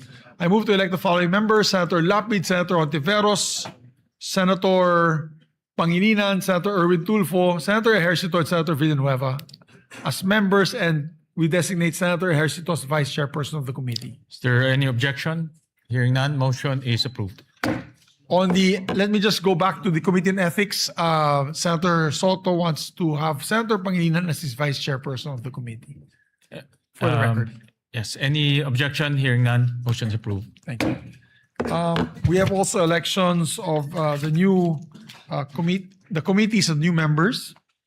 On the Committee on Economic Affairs, move to elect Senator Risa Ontiveros as chairperson of the Committee on Economic Affairs. And on part of the majority, elect the following members: Senator Lacson, Senator Aquino, Senator Pangilinan. Of course, and the 2 deputy majority leaders, Senator Ejercito, Senator Villanueva. We'd like to also manifest the designation of Senator Lacson as vice chairperson of the committee. I so move. Is there any objection? Hearing none, motion is approved. Mr. President, on the part of the Committee on Environment, there's 9 members in the minority, 9 members in the majority, 8 in the minority. We move to elect Senator Raffy Tulfo as chairperson, and on the part of the majority, we elect the following members: Senator Erwin Tulfo, Senator Pangilinan, Senator Lapid, Senator Escudero, Senator Aquino, Senator Lacson, and Senator Ejercito, and Senator Villanueva. And we move also to designate Senator Escudero as vice chairperson of the committee. Is there any objection? Hearing none, motion is approved. Mr. President, for the Committee on Public Order, of which Senator Lacson is the presiding committee chair, there's 6 in the majority, 5 in the minority, and I move to elect the following members: Senators Erwin Tulfo, Senator Raffy Tulfo, Senator Ontiveros, and Senator J.V. Ejercito, and Senator Villanueva, and designate Senator Soto and Senator Ejercito as vice chairpersons of the committee. Is there any objection? Hearing none, motion is carried. Mr. President, on the Committee on Urban Planning, Housing, and Resettlement, there are 5 members of the majority and 6 members in the majority, 5 in the minority. We move to, and this is headed by Senator Chis Escudero. On the part of the majority, we'd like to elect Senator Aquino, Senator Raffy Tulfo, Senator Erwin Tulfo, Senator J.V. Ejercito, and Senator Villanueva. I so move, Mr. President. Is there any objection? Hearing none, motion is approved. Mr. President, I move to elect the members of the Committee on Electoral Reforms and People's Participation. We move to elect Senator Vicente Soto III as chairperson of the committee. And the part of the majority, elect the following members: Senator Bam Aquino, Senator Raffy Tulfo, Senator Erwin Tulfo, Senator Kiko Pangilinan, Senator Risa Ontiveros, and Senators Ejercito and Villanueva. And also manifest the designation of Senator Ontiveros as vice chair of the committee. Is there any objection? Hearing none, motion is approved. On the Committee on Higher and Technical Vocational Education, I move to elect 2 additional members of the committee. On the part of the majority, Senator Ontiveros and Senator Lapid, Mr. President. Is there any objection? Hearing none, motion is approved. And Mr. President, on the part of the Committee on Finance, upon the instruction of the chairperson, I manifest to designate the following as vice chairpersons: Senator Pangilinan, Senator Aquino, Senator Ontiveros, Senator Villanueva, and Senator Lacson. Is there any objection? Is there any objection? Hearing none, motion is approved. Speaks other matters? Any other matters?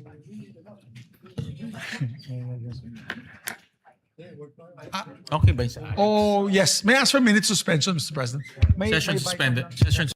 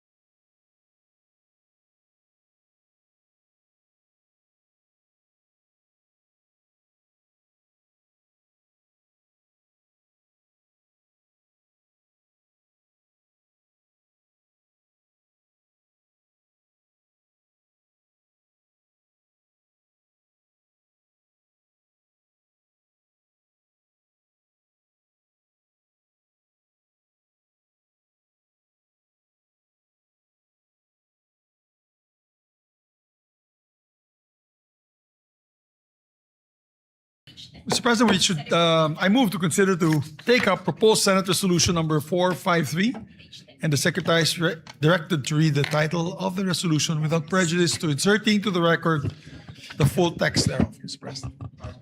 Resolution informing the House of Representatives that a quorum is present in the Senate and that this body has entered upon the exercise of its functions to act on urgent legislative measures and to allow the Commission on Appointment to convene and act on appointments made to the Cabinet, the military, and the Foreign Service in accordance with the Constitution, applicable laws, rules, and regulations in a special session called by President of the Philippines pursuant to Proclamation number 1318 dated 15 June 2026.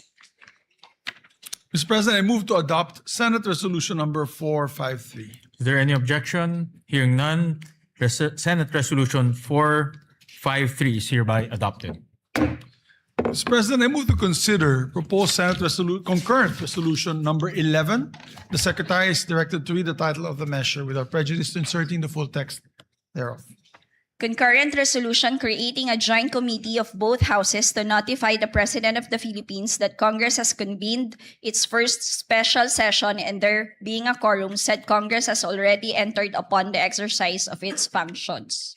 Mr. President, I move to adopt the Senate concurrent resolution number 11.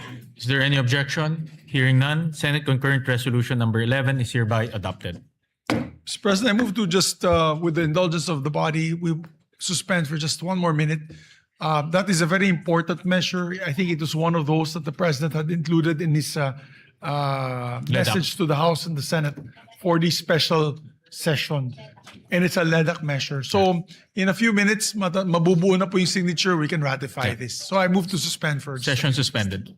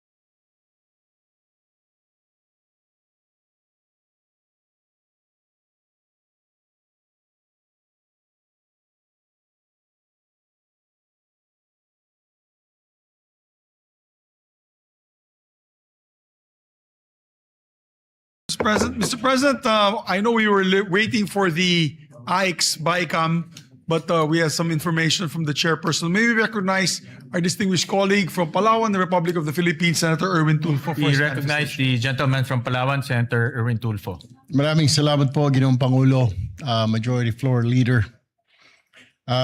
Nais ko pong i-anunsyo dito po sa plenaryo ngayon na yung inaantay po natin na yung AIX bill, yung Assistance for Individual in Crisis Situation, na dapat po sana ay ma-ratify natin ngayong hapon, ay hindi po muna matutuloy. Ang sa kadahilanan po na ayaw pong pumirma ng ating counterpart sa mababang kapulungan. Dahil po sa ilang probisyon at tila hindi po sila natutuwa doon po sa kasama sa probisyon na yon ng AIX, ang anti-EPAL section. Ibig sabihin po na dapat ang pagbibigay ng AIX o ayuda ay wala ng kasamang politiko o siya mismo ang nagbibigay ng ayuda sa mga tao na ang pondo ay galing sa DSWD.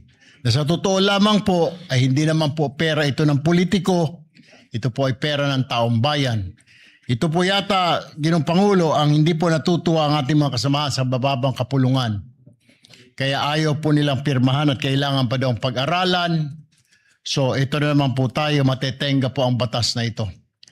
Kaya nga po, anuman po ang gawin natin, lahat po tayo dito sa Senado ay pumirma na po para ma-ratify na ito. Ayaw naman po ng ating mga kasamahan sa bababang kapulungan. Sana po ay magbago pa ang isip dahil ito naman po ay para sa interes ng mga mahihirap nating kababayan. Isang tabi po muna natin ang interes natin, ang interes ng grupo, pansariling interes. Unahin po natin ang kapakanan ng mga kababayan natin na nangangailangan ng tulong. Yan lamang po, Ginoong Pangulo. Maraming salamat po. Actually po, yung anti-EPAL provision, hindi ho bago yan. Dito po sa 2026 GAA, mayroon na ho tayong special provision, courtesy ni Senator Lacson. Siya po ang nag-present at nag-propose ng anti-EPAL provision in the 2026 GAA. So itong pinapropose po ninyo ay in-institutionalize lang itong anti-EPAL provision. So maganda ho mapag-usapan to sa mga susunod na BICAM conference meeting para mapag-usapan mabuti. Pero hindi ho ito bago at ito ay kasama po sa mga reformang in-implement ho natin dito sa 2026 GAA. Hindi po sila natutuwa, Ginoong Pangulo, na ito po ay ma-institutionalize o maging isang ganap na batas na pagbibigay ng ayuda dapat po ay wala ang mga politiko dahil ito na rin po ang hinihingi ng mga kababayan natin. Dahil lumalabas po ito ay ginagamit ng mga politiko lalo na pag malapit na ang halalan, ang pagbibigay ng ayuda ng mga politiko. Subalit, ayaw po ng ilang mga kasamahan po natin sa mababang kapulungan. Kailangan pa po yata nila, Ginoong Pangulo, na sila mismo ang mag-aabot ng ayuda, bagamat hindi naman nila ito pondo. Hindi naman po nila itong personal na pera. Kaya doon po sa dalawang mambabatas po natin sa mababang kapulungan, sana po mapag-isipan ho ninyo sa mga darating na araw na hindi po ninyo pera, yan, pamimigay na yan, pera po ng taong bayan. Dapat po ang DSWD lamang ang mamigay niyan at hindi kayo ang dapat nagbibigay dyan. Kung yun ang inyong gusto, na pagmumukha ninyo ay makita ng sambayanan ang pagmumudmud ng pondo ng taong bayan, bahiya naman po kayo dahil hindi nyo po pera yan, pera po ng taong bayan. Yan lamang po, Ginoong Maraming Pangulo. salamat. I'm sure po sa BICAM mapag-uusapan ho yan at nakikita ko naman po na maganda po yung layunin ng proposal po ng ating Senado. Majority Leader. Maraming salamat, Mr. President. Unfortunate that we're not able to ratify this measure, but I'm sure we can hopefully ratify this when we get back after the synergy break.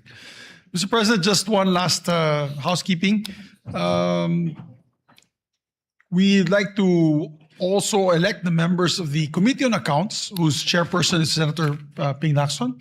The majority has 7 members, the minority has 6 members. I move to elect the following members of the Committee on Accounts. On the part of the majority, Senator Pangilinan, Senator Lapid, Senator Aquino, Senator Erwin Tulfo, and we designate Senator Soto as the vice chairperson of the committee. Is there any objection? Hearing none, the motion is approved. We also have the 2 deputy majority leaders with us there, Senator J.V. Ejercito and Senator So recorded. Thank you, Mr. President.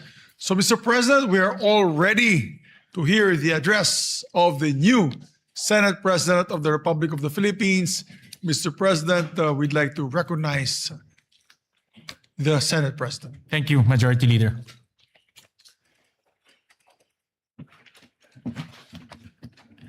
Magandang gabi po sa lahat.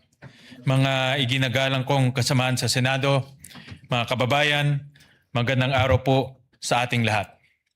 Una sa lahat, taus-pusong akong nagpapasalamat sa aking mga kapwa-senador sa tiwalang inyong ipinagkaloob.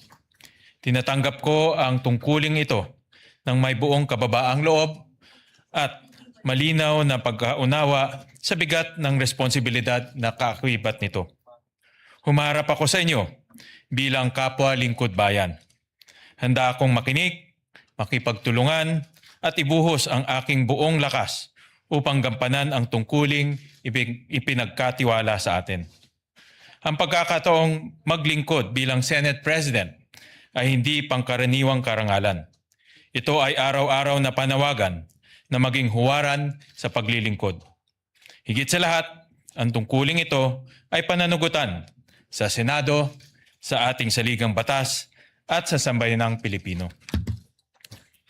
Sapagkat ang tungkuling ito ay hindi tungkol sa iisang tao, kundi sa pangangalaga sa isang institusyong dapat magsilbi sa bawat Pilipino.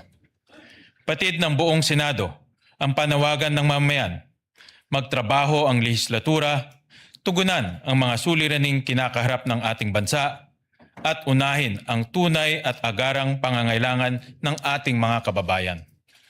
Naririnig namin kayo.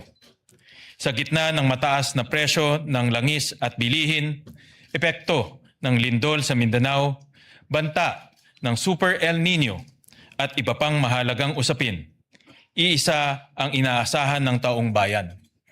Malasakit, aksyon at resulta. Kaya ngayong araw, nananawagan ako sa lahat ng aking kasamaan sa Senado, mayoraman o minorya, na magsimula tayo muli. Magkaisa sa paglilingkod at harapin ng sama-sama ang mga hamon ng ating bansa. Maaaring magkaiba ang ating mga pananaw, ngunit iisa ang ating misyon, ipagtanggol ang batas at maglingkod sa bayan. Iisa ang ating layunin, alagaan ang kapakanan ng bawat Pilipino. As we take on the urgent work before us, let us reclaim our sense of purpose and move the Senate forward with discipline, fidelity to our mandate, and commitment to the Filipino people. Ang nais natin ay isang Senado para sa tao, isang Senado na bukas sa pakikipag-usap, isang Senado na nakatuon sa solusyon. Sa bawat Pilipino, ito ang aming pangako. Magtatrabaho ang buong Senado para sa inyo. Muli, maraming salamat sa inyong tiwala. Sa abot ng aking makakaya, paglilingkuran ko ang institusyong ito at ang ating bayan ng may buong paggalang, sipag at katapatan. Mabuhay ang Senado, mabuhay ang sambayanang Pilipino. Maraming salamat po.